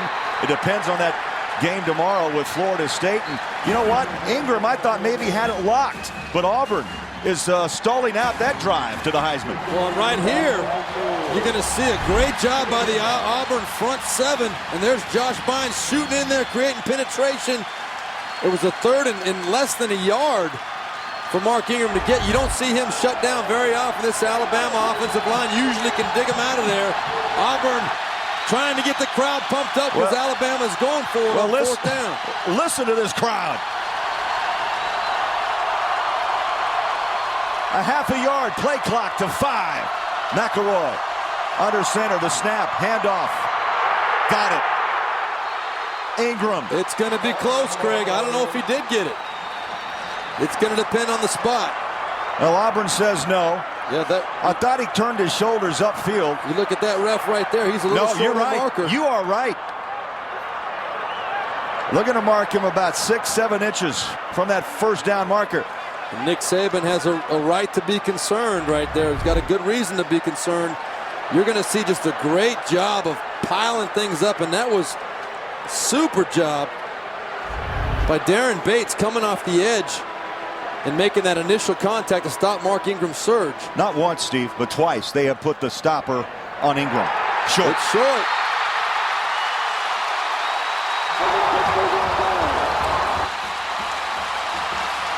Well, Nick Saban having a word with his fine running back, and look at the emotions on that Auburn sideline. What a stand to take on Ingram. Not once, but twice. Twice. 3rd and 1 and 4th and less than 1 to shut down this man who, no doubt about it, coming into this game was the front runner for the Heisman Trophy behind a powerful offensive line to not pick up 1 yard and 2 carries. What a testament to this Auburn defense. So the Tigers take the football on downs. Ben Tate sets up alongside. The play action by Todd. He'll throw to the flat. A one-handed catch in and out of the hands of Fannin.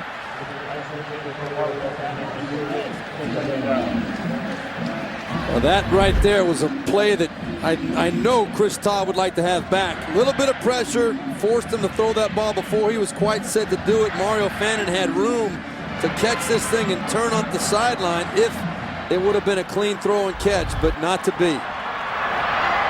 2nd down and 10. Todd 10 of 16, 145 yards and a pair of touchdowns. As he did in the first half, he'll take a glance at Gus Malzahn, the offensive coordinator. And they've worked the play clock down all afternoon.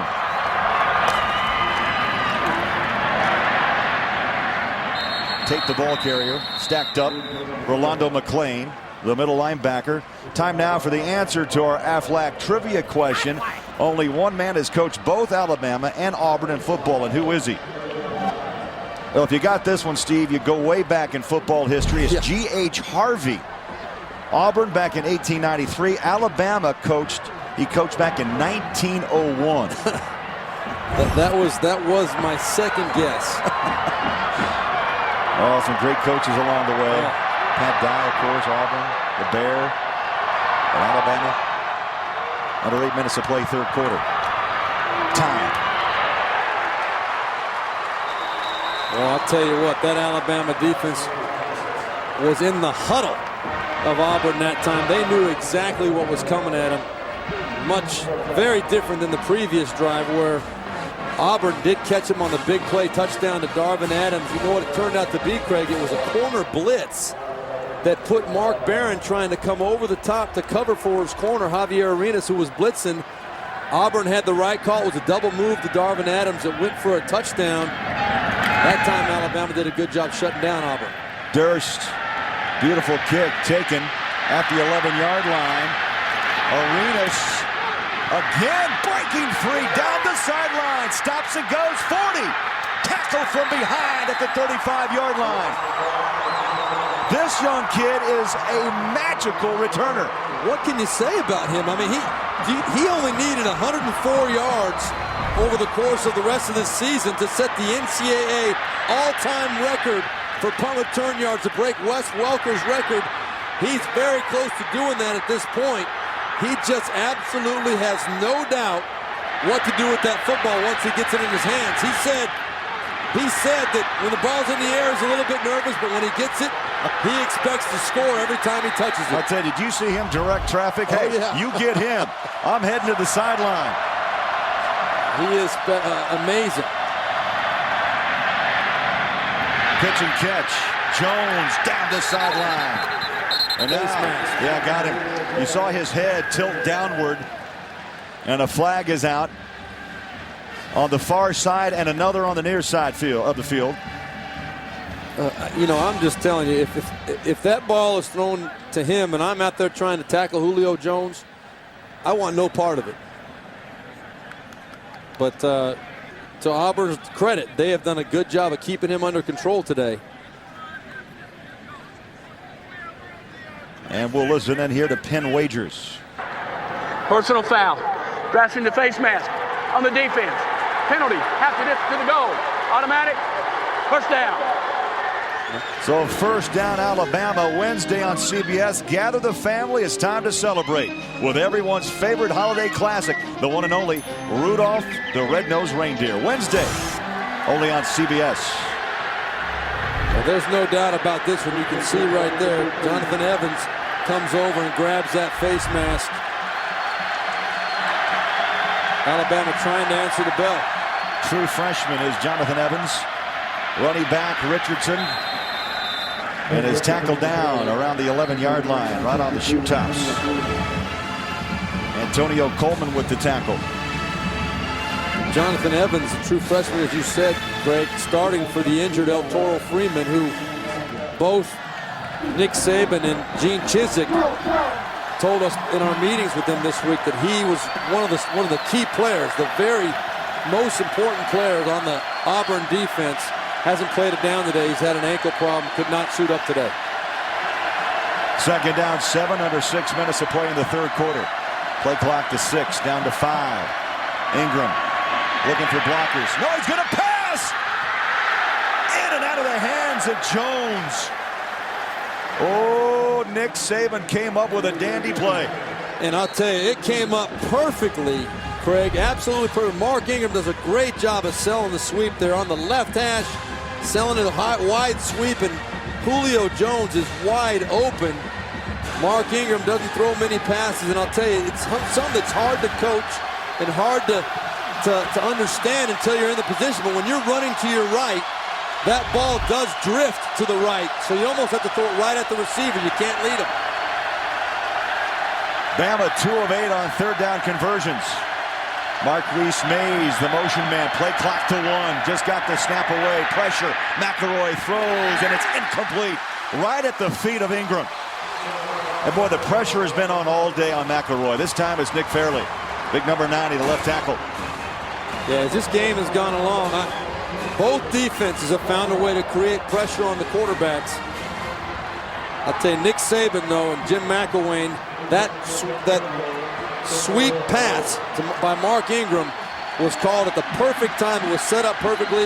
Your Heisman Trophy candidate has got to make that throw, and Julio Jones has to find a way to make that catch. Tiffin 0 for 1 on the day. This will be from the far hash mark from 27 yards, and it's good. So Tiffin trims Auburn's lead, 21-17 on CBS. Now that's last scoring drive. 5 plays, 23 yards, and Tiffin boots it in from 27 yards. But I think you have to consider that a success for the Auburn defense to hold Alabama to just a field goal, especially when Julio Jones was wide open for a touchdown on the second down play. So Tiffin tees it up. Boy, that ball took a left-handed turn out of bounds at the 25. The flag comes out, and how about Auburn at the 40-yard line to start this drive? That wasn't even close. I don't know what Tiffin is doing here today. He's a fantastic kicker, but both of his field goals. Kick out of bounds on the kicking team. Ball will be placed at the 40-yard line. First down. Both of his field goals, he's not hit solid right there. That was an ugly kick, but Auburn's offense has not been ugly, especially with the big plays we saw in the first drive. Terrell Zachary took the reverse all the way to the house to get this crowd into it early, and then right when we came out in the second half, Auburn needed to reestablish control. They caught a corner blitz. Chris Todd hit Darvin Adams right on the money over the top of safety Mark Barron, trying to cover for the corner blitz. It goes all the way to the house. Auburn now has the 21-17 lead. With the football up by 4, Ben Tate bangs his way past the 40 to the 41. Luther Davis with the tackle.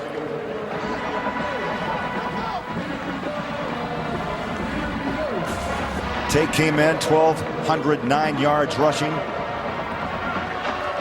And of course the matchup was on the other side with Ingram. And so far Tate has won the rushing battle this afternoon. Clock running up on 5 minutes to play. Third quarter, Tate lines up behind Todd. Todd steps, throws a dart over the top, picked. Mark Barron still on his feet. Oh, he took a shot on the numbers by Darvin Adams. Hello. This is just a really bad throw here. No other way to put it by Chris Todd. There's pressure coming. He throws it up for grabs high over the middle. Mark Barron with his 7th interception of the season. Ooh, boy. They just replayed that in the house. Darvin Adams finished it off, but boy, the throw was intended to go to Darvin Adams, but wow, since he didn't get the ball, he wanted to deliver a pop. He sure did right there. Yeah, he sure did. 7th interception of the season for the top-ranked strong safety in the SEC, Mark Barron. Bama coming right back. McElroy connects. Julio Jones at the 25-yard line. So Bama trying to turn the tide after that field goal by Tiffin. One of the best times to take a shot offensively is when your team comes back out on the field after a big turnover with desirable field position like Alabama had right there. Julio Jones does a great job keeping his feet, getting back to his feet. And Greg McElroy fortunately had the time to sit there and wait for Julio Jones to come open. Good, solid starting play to a drive after the big turnover. 5 receptions, 50 yards for Julio Jones. Contact flags at the line of scrimmage.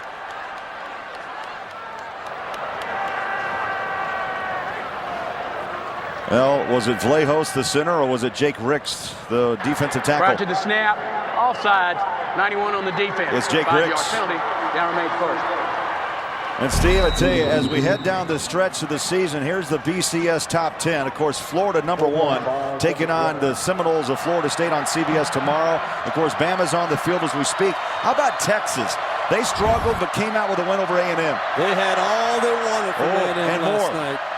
If it wasn't for a late kick return for Texas, we might not be saying they won that ball game. Richardson piled up and dropped to the 16-yard line.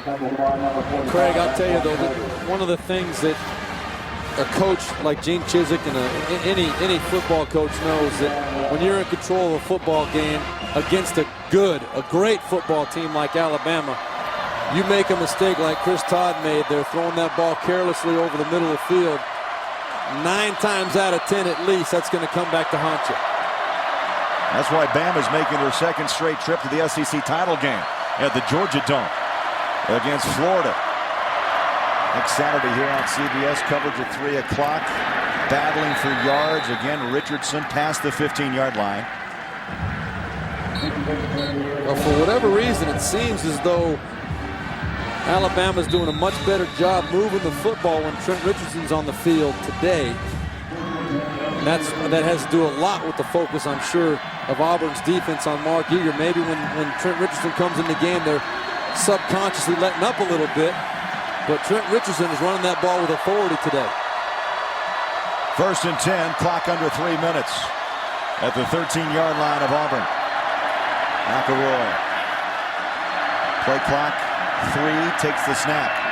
Handoff, here he comes. Richardson, 2nd effort, and a pile of blue jerseys stack him up around the 10-yard line. Bates was there to meet him.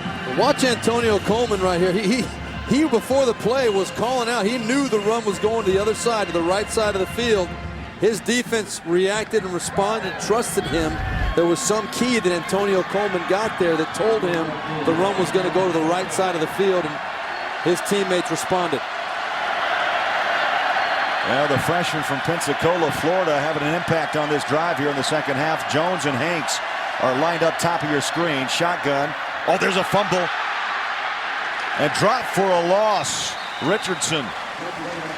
Now, usually you're taught, Steve, just go ahead and jump on that football. He was kind of bent at the hips, picked it up, and he's lucky he kept possession. He is lucky, and that's a mistake. That's a freshman mistake. You know, you got your starting quarterback who's a junior, who's been the guy all year long. He's been working with Mark Ingram most of the season. And right there, I think probably Trent Richardson took his eyes off the hole, maybe veered his course a little bit differently than Mark Ingram would, and that almost was disastrous for Alabama. Third down 11. Bama 2 of 9 on third down tries. McElroy sets up, throws it out to the flat. Caught. Richardson stacked up, driven back at the 13. Well, you hit it right on the head, Craig. Auburn has been very solid on third down defense today. They're 2 for 10 now after not succeeding right there, or succeeding defensively. They were ranked 17th in the country coming into this game, and it's held true today. They've done a great job with it. So Tiffin, and to try another field goal. They will mark this at the 21. Let's see if he hits this ball solidly. He has not kicked the ball squarely yet today. 2 field goals and his kickoff have not been very solid kicks. Coming right at you, a 31-yard attempt. Kick is away and curves that one in from 31 yards. So back-to-back field goals by Tiffin. Auburn 21, Alabama 20. Of the NCAA Men's Basketball Championship. 7 plays, 30 yards. And how about back-to-back wins by Auburn's defense? They have held Bama twice now to field goals of 27 and 31 by Tiffin. Deep in the red zone both times, too. You got to give credit to him. Chris Todd put his defense in a very bad position with that turnover in his own territory. The defense, they didn't hang their heads. They came out there and said, it's on us to make a stand, and they did it 2 times. I think Nick Saban wants to see if Tiffin can actually keep this ball in bounds. He's knocked it out twice and has given Auburn fine field position at the 40-yard line. Has it teed up at the 30. Angles it to the corner. Washington at the goal line. Here he comes. Washington 10, 15, 20. Heads to the sideline, breaks the tackle, and wiggles his way down to the 35-yard line. So yes, Auburn with fine field position after the return by Washington. 17 seconds to play here in the third quarter. And so far, key players: McElroy 149 yards, a touchdown. Ingram 15 carries, just 29 yards. That's less than 2 yards a carry. Todd 2 touchdowns a pick, and Tate 14 carries and 46 yards on the ground. And the key has been Ingram for sure. There's no doubt in my mind, and anybody watching this game, you're expecting to see impressive numbers out of Mark Ingram. Give credit to Auburn's defense again. Little pitch in round. Zachary. Stiff arms. There's a flag down at the 38.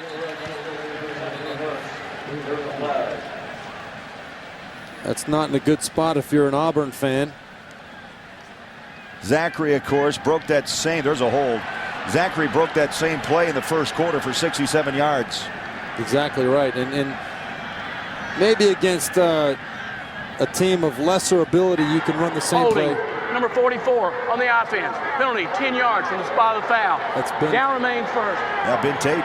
Ben Tate called with the holding, but you got to wonder about the wisdom of trying to go with a trick play 2 times in the same game against the defensive quality of Alabama. They're not going to, you may get him once, but I don't think many people are going to get him twice with the same play. And the third quarter clock runs dry. Auburn 21, Alabama 20. Fourth quarter straight ahead. We'll return after this message and a word from your local station. You're watching CBS Sports, home of the SEC Championship.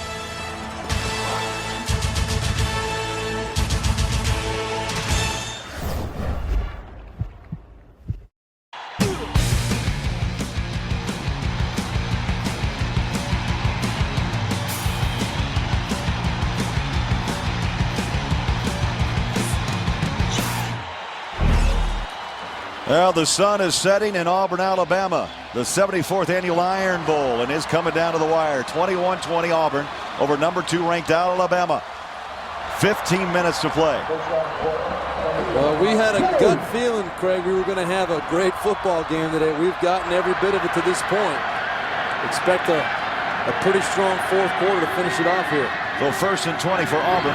Little quick flip near side. Henry Blake, the freshman, with the catch. And he picks up 12 yards up to the 32-yard line. Craig Bolerjack, Steve Berline.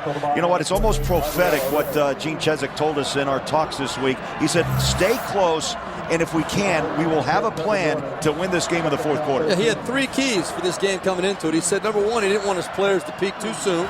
Number 2, he didn't want to throw everything into the first quarter. Now, they almost did, but they've come out this second half, made some big plays and done it. And then third, have a plan to win it at the end. Well, they're going to have a chance to win it at the end. We'll see if they can execute. Todd in trouble. Breaks a tackle. Still on his feet. 30, 35 at the 40. Somehow, Todd with a little Houdini act, and this crowd is up and roaring. Well, I think Chris Todd probably surprised himself here a little bit. If he believes he's a running quarterback, he's the only one in this building that believes he's a running quarterback. But that's a heck of an effort right there. Tip your hat to him. Great pickup on first down, turning a bad play into a really good positive play. 16-yard gain, ripped his jersey along the way for Chris Todd. Tigers try the middle. Ben Tate, and very little. Very little. Moments earlier today, Gene Chizik with his pregame speech to his Auburn Tigers. We will win the game today. Your coaches love you and believe in you. You love each other and believe in each other. Don't look at that scoreboard. You just keep playing. I don't care what happens. We're up by 14. We're down by 14. You don't look at that scoreboard. You play football. You fight. You're not playing again for 5 weeks. You fight. It's a brawl. It's a street fight for 60 minutes. It is a street fight for 60. They got over 13 to play and a 1-point lead. Tate, the catch, and is driven out of bounds at the 47-yard line. That's Marquise Johnson, the left corner, number 24, with the tackle. Boy, I'll tell you what, Chris Todd took a shot right here from a couple of people. Brandon Diedrich, number 95, was one of them, coming in right through the rib cage right there. Good job standing in the pocket, delivering a good solid dump off, check down type of throw to give himself a desirable third down opportunity. 3rd down and 4. 4 wide receivers set. They really spread the field.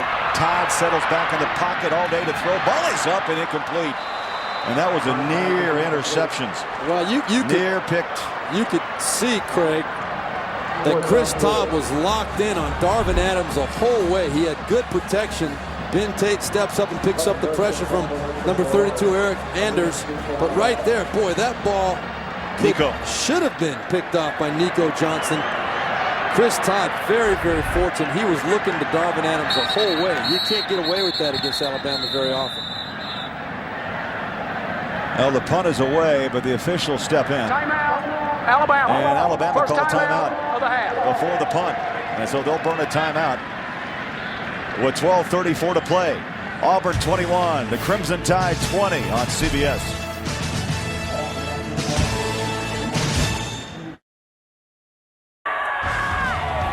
And now it's time for our Geico game recap. Iron Bowl 74, a game of big plays. Terrell Zachary, 67 yards to start this game off, and a 7-0 Auburn lead. Then Chris Todd to Eric Smith, throws it out. 2-yard touchdown, 14-0. That was after an onside kick. Second quarter, all Alabama. Trich Richardson, a 2-yard touchdown run to close the gap. Then McElroy finds his tight end, Carlin Peak, who finds the end zone. We're tied at 14 at the half. Third quarter, Todd goes deep. Darvin Adams, 72 yards. And the Tigers take a 21-14 lead. Bama comes back-to-back field goals by Tiffin. That one covers 27, and then a 31-yard kick. And Steve Berline, that's where we stand, 21-20. Iron Bowl 74. And more to come.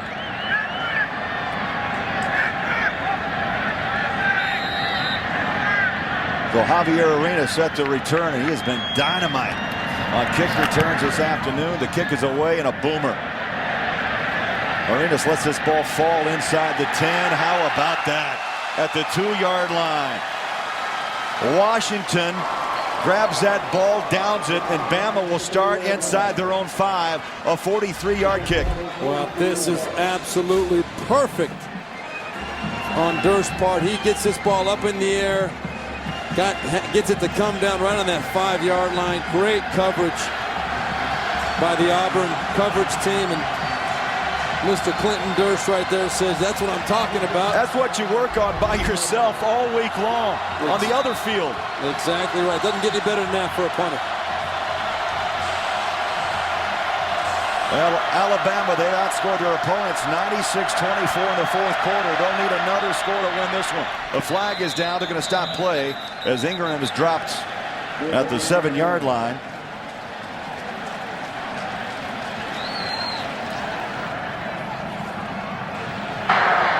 Dead ball. False start.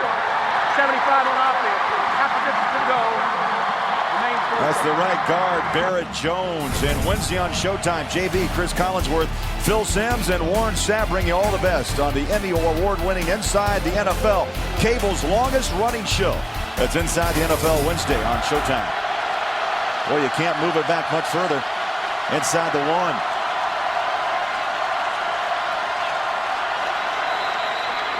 And another whistle stops play.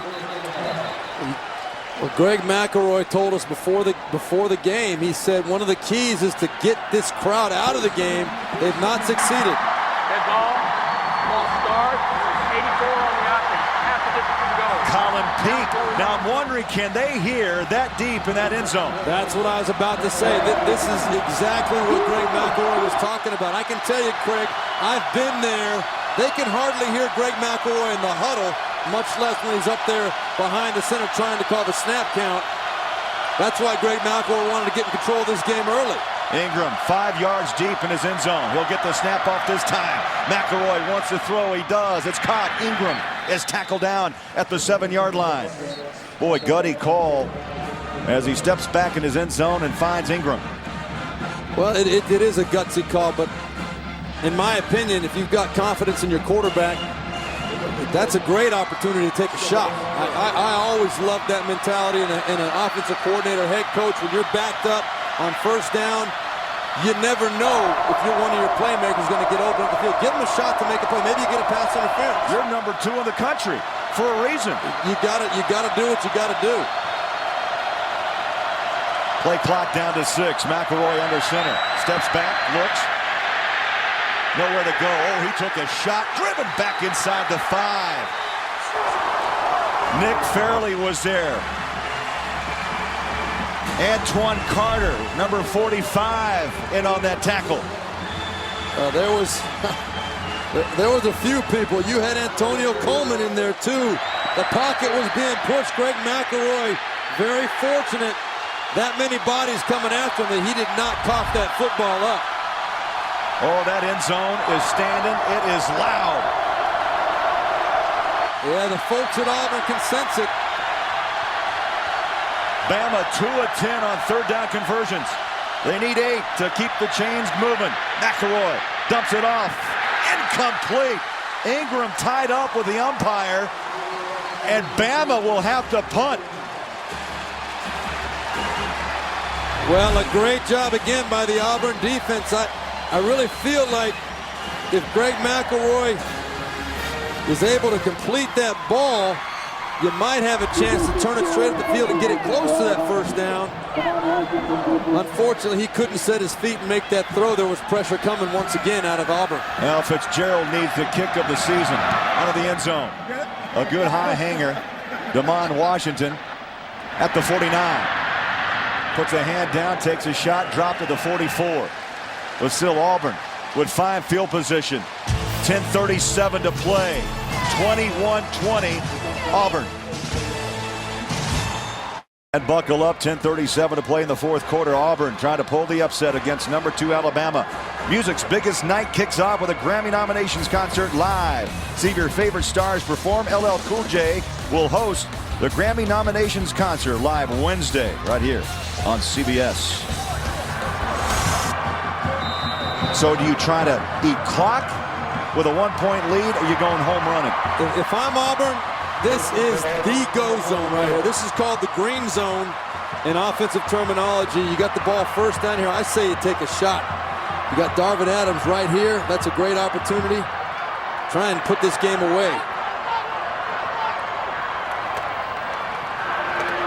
They'll go to the ground, and the clock runs up on 10.5. Tate knocked down by McClain along with Arenas. I'm obviously not calling the plays for Auburn, but I think there are a lot of coaches, maybe it's this situation right here where you do take a shot because you can score quickly. Well, what they're doing is also moving quickly back up to the line and not allowing Alabama to set their defense. They're still shifting up front. And now Todd takes a glance at the sideline. Alabama will make their own shift defensively. Second down 9. Pitch on. Tough catch. You got it. Dropped at the 50-yard line. I thought Tate had to take his eyes off a little bit off the field, Steve. That ball was out in front. Well, Kareem Jackson does a great job. He had Cody Burns, the former quarterback, right there, number 18, trying to block him on the outside. Kareem Jackson came by him like he wasn't even there. Cody Burns, you know, I don't care what kind of athlete you are, and he obviously is a special athlete, but if you're a converted quarterback, you have not stock blocked the cornerback on the outside very often.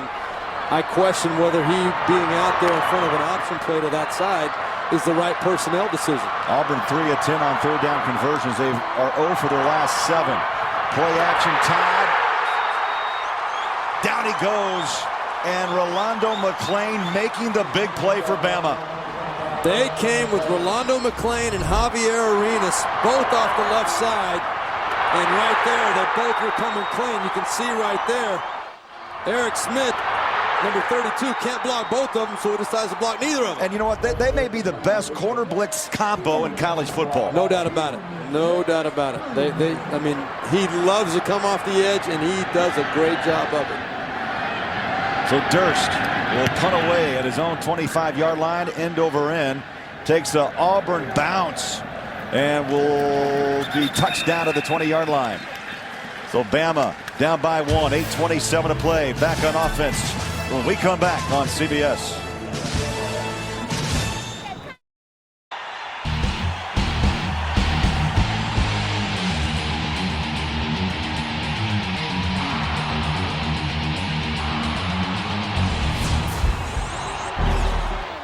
.8:27 to play. Auburn 21 and number 2 ranked Alabama 20. Don't forget, later in the game we'll have the play of the game presented by Outback Steakhouse. Stay tuned for that. And Steve, you look down at this season, undefeated thus far for Alabama. Their average margin of victory over 22 points a ball game. The closest game was against Tennessee back in October. They won that game 12-10. And what's going through the mind of Nick Saban? Well, they're not used to being behind this late in the ball game. I'll tell you that right now. But I believe that Nick Saban and his confidence that he inspires in his team, and the fact they feel like they're prepared for any situation, they believe they're going to win this ball game. I have no doubt in my mind about that. McElroy, the quarterback, handoff. Richardson bounces off a tackle and runs past the 25 and driven back to the 27-yard line. A good first play for this Alabama offense. Trent Richardson right there does a great job of not panicking. There was penetration up the field. He ran into his own offensive lineman, but was still able to bounce it and pick up 5 yards, 6 yards. I'm surprised that Ingram isn't on the field in crunch time. But you know what? You've made the point. Richardson seems to move this offense better than Ingram today. Today, no doubt about it. They're moving better with Richardson on the field. McElroy sets up in the pocket, throws. That ball was deflected at the line of scrimmage, incomplete. Stops the clock with 7:44 to play. Well, one of the things we said early in the game, Craig, is that Julio Jones has got to make a play up the field. Right there, that ball was definitely deflected. You can see the big right arm right there of Jake Ricks getting up there knocking it down. But it's going to come down, in my opinion, Julio Jones has got to make a big play, not a 6-7 yard play. Right here, that would work. But at some point in this game, Julio Jones right here is going to have to make a play. Julio, top of your screen. 3rd down 3. He's wide open. There he is. Underneath, 30, 35. Put down a stiff arm and is wrestled down at the 37-yard line by McFadden. So move the chains. 1st down, Alabama.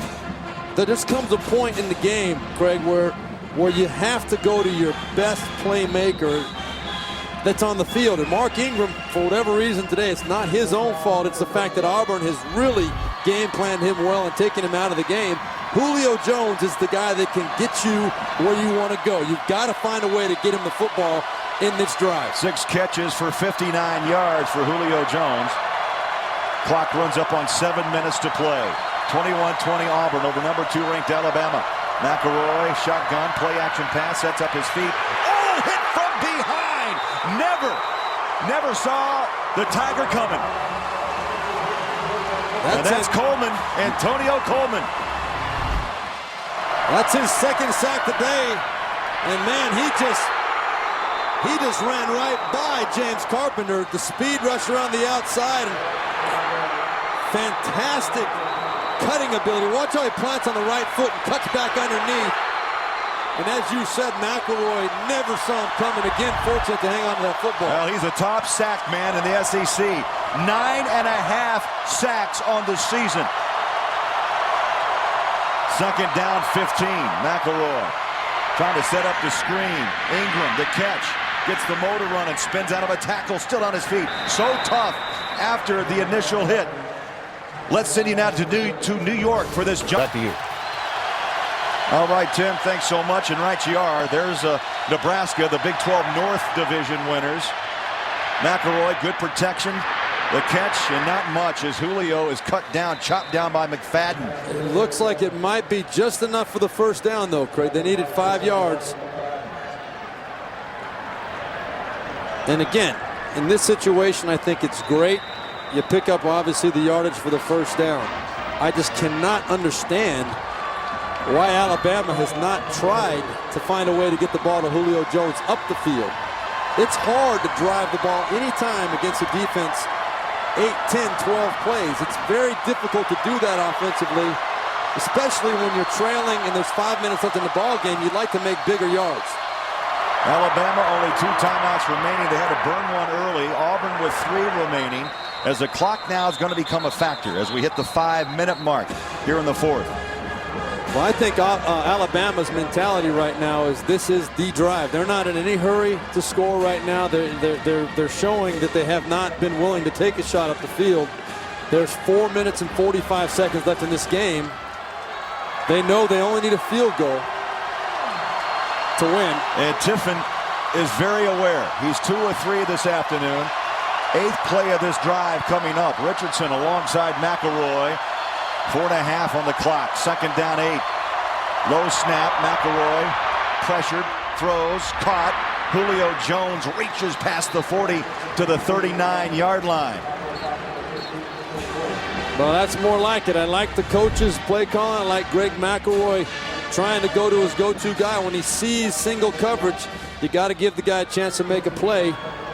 That was their biggest play in a while. You're picking up 11 yards right there, another 1st down. Now, they've got to get the ball. The way Tiffin's kicking the ball today, I think that their mentality is they've got to get the ball at least to the 20-yard line. I would agree. 4 minutes to play. Pitch, Richardson. And pumped out of bounds at the 36-yard line. That stops the clock. 3:54 to play.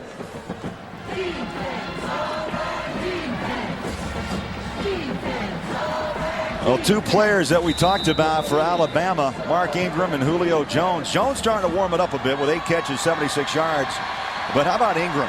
The Heisman hopeful, 16 carries, just 38 yards on the ground. Yeah, that's not a lot of electricity out of either one of those guys. A lot of catches for Julio Jones, but they've been able to keep him underneath. Play clock to 6. McElroy sets up and throws. Jones makes that catch, spins out of the tackle to the 28-yard line, and got the 1st down by about a half a yard. So they're going to move the chains again. And you know what, Steve? You made the prediction. Keep going downfield. They've done once. They keep coming across on short routes to Jones, but they're getting first downs. Well, they are. They're executing very well. You got to give them credit for that. And now they want to start using the clock. And if I'm Gene Chizik or Ted Roof, the defensive coordinator for Auburn, if I've got anything left in my defensive gun right now, it's got to come out. You've got to do something special here. Somebody's got to step up and make a play, because it's getting threateningly close, and they're going to a pressure defense right here. They bring it all to the line. They zero in on Ingram. He's stacked up. And no gain at the 27. Alabama, number 2 in the country. They will play in the SEC championship game, Steve, next week against the Florida Gators, who play tomorrow against Florida State. Now, an undefeated season is hanging in the balance, and also national title hopes are hanging in the balance here in Auburn today. It's all riding right here. There's no doubt about it. Now, another thing that Auburn needs to consider from their standpoint, too, is when you want to start using timeouts, because Alabama's almost in field goal range right now. They're not worried about the clock anymore. Well, Auburn's got 3 to use, and the clock is coming up on 2 minutes. McElroy dumps it off. Boy. Richardson room at the 20, at the 15, chopped down at the 12-yard line. And what a hit by Darren Bates. Boy, but what a run by Richardson in the open field. Well, it was a perfect call for the perfect time. You're going to see a brilliantly executed screen pass right there. Nobody on the outside. Trent Richardson makes a play, a big play out of that. I think you and I could have got at least 3/4 of those yards if we would have got the ball out there. But now Auburn has got to start thinking about timeouts here. There's 1:50 left in this game. You want to get the ball back with as many seconds on that clock as possible. I don't know what they're waiting for. Well, this could be a championship drive guided by McElroy. An undefeated season at stake as they pop it up the gut. Richardson is pulled down by the shirt at the 7. And Ingram is shaken up. And oh my, that does not look good, considering you got an SEC title game coming up at the Georgia Dome against Florida.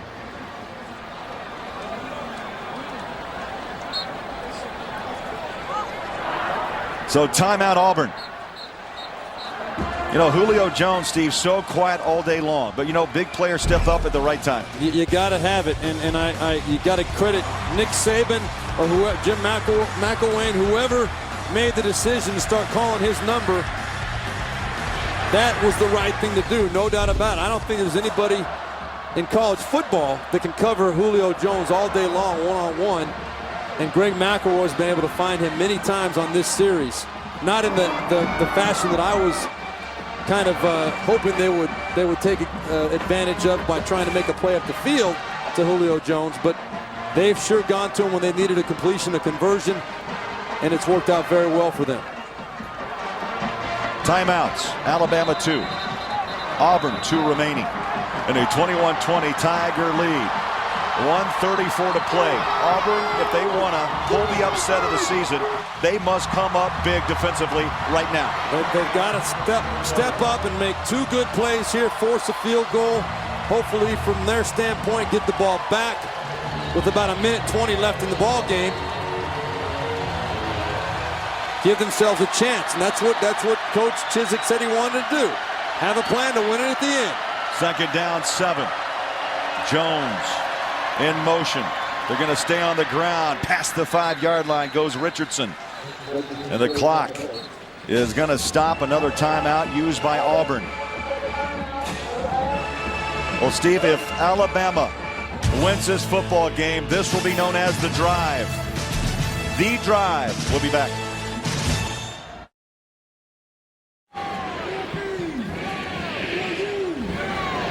Well, welcome back. And Alabama came up to the line, called another timeout. So both teams with 1 remaining with 1:29 to play. Steve, this drive, as you look at Ingram, who looks a little shaken, looks like they're holding that right arm, that left arm, left arm of Ingram. But this drive, 14 plays, 75 yards so far, nearly 7 minutes off the game clock. You know what? That right there is a testament to this football team, this Alabama football team. They are a team that is well prepared and very confident in any situation. We talked how they fully expect to win this game. And no panic. No panic. They know they're a good football team. They know today's been a struggle, but they also know what this game means to Auburn. And if they find a way to win the ball game, it's not going to surprise them one bit. Both coaches zeroing in on the final 129. Auburn has to hold them to a field goal. They got the big fella in the backfield. They're going to play action on the rollout. McElroy, touchdown Upchurch!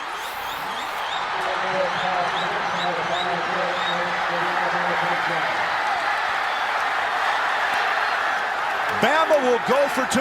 Bama will go for 2, no doubt about it. What a great play call and a great execution job by Upchurch, McElroy. And when I said Auburn has to hold them to a field goal, I'm saying you don't want your team to have to score a touchdown at the end of the game. Obviously, Auburn's going to have a chance to tie or win this ball game. But right there, a great play, great execution by Alabama. Gene Chizik, not very excited about it, but you know what? His team still has a chance to win it at the end. That's what he was hoping for. Now there's 1:24 to play here in Auburn.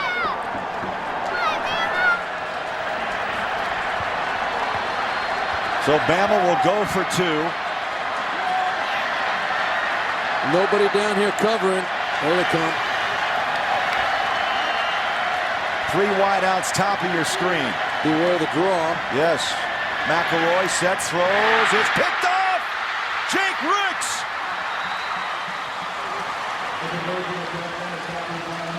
Second interception for the big fella. I thought he was going to get ahead of steamrolling. Well, you're going to see he steps up and then steps back right into the lane. Good play.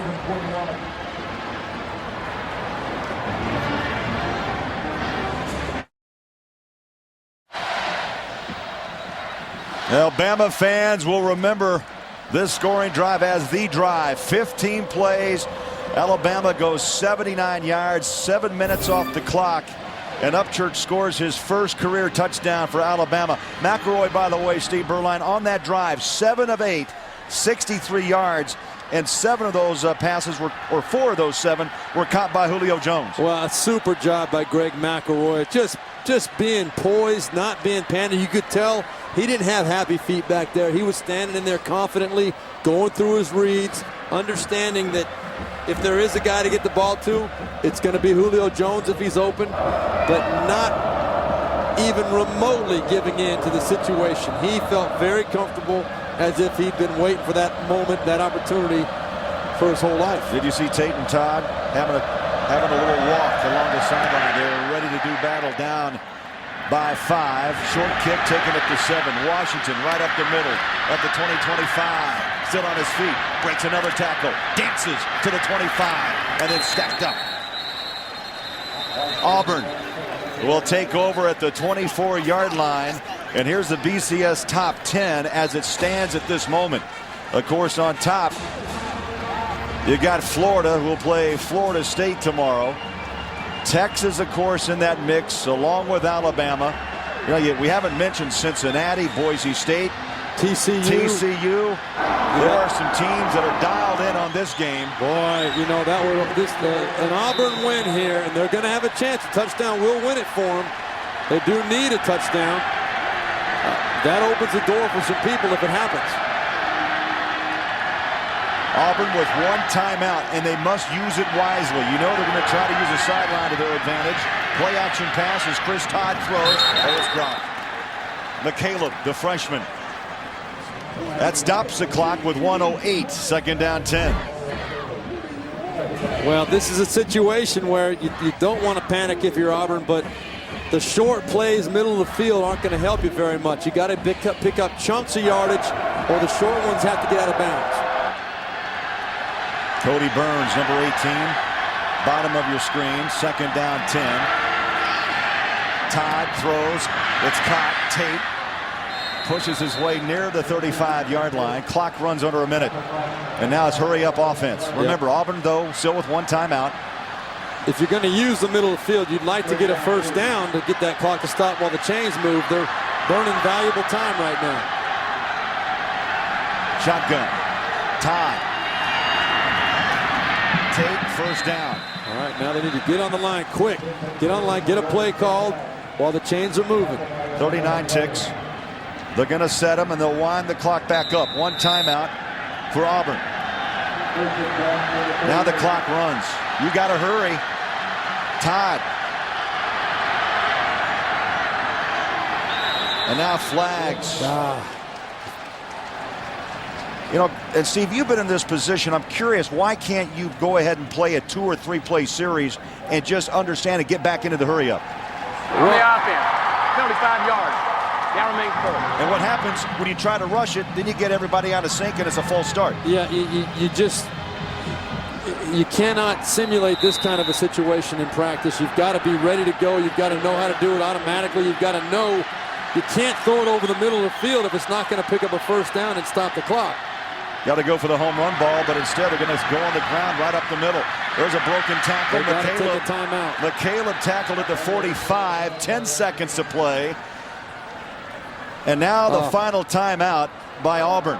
Boy, third and final timeout of the half. Boy, game management here, the last minute 20. A little shaky. They've just not gotten enough plays in this minute. They had a minute 15 before the game, or before this drive started. And just to get only 4 plays is not good enough right there. Not even close. Auburn uses their final timeout.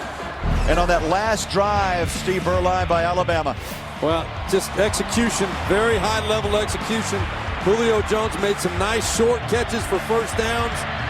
Just enough on this one to get the first down, and then the great play call and great execution by Upchurch and McElroy for the touchdown and the 5-point margin we see right now with 10 seconds left on the clock. I really don't know what Auburn's going to do. They've got to pick up the first down. The clock will stop. They'll probably try and clock it at that point and then get it in the end zone. 2 plays? They've got time for 2 plays. If they get the first down here, they'll spike it and get 1 shot into the end zone. But they need to pick up some yards on this play. Second down. Play action pass. Todd. Up over the top. Caught. Field is wide open. And you got to get down. 3 seconds. They got to spike it. It's 3 seconds. It's going to be tight. The ball is going to be placed, and the clock's going to start. Get under there, Todd. Yeah, you got to move. They're down to 2. Spike it. 1. He'll have 1 shot at the end zone. All right. 1 shot at the end zone to try to upset number 2 Alabama. Well, I don't think this is what Coach Chizik was hoping for when he said he wanted to have a plan to win at the end of the game. I don't think he planned on winning by a Hail Mary, but you know what? They've got a shot. Got to be solid up front. And Coach Chizik knows it's happened before. It's happened before. You remember, you can come up with all kinds of examples. Doug Flutie to Brian Brennan many years ago. We'll see what happens. 3 lined up, bottom of your screen. Going for the home run ball. Todd goes deep. Jump ball! Incomplete, and Alabama stays undefeated.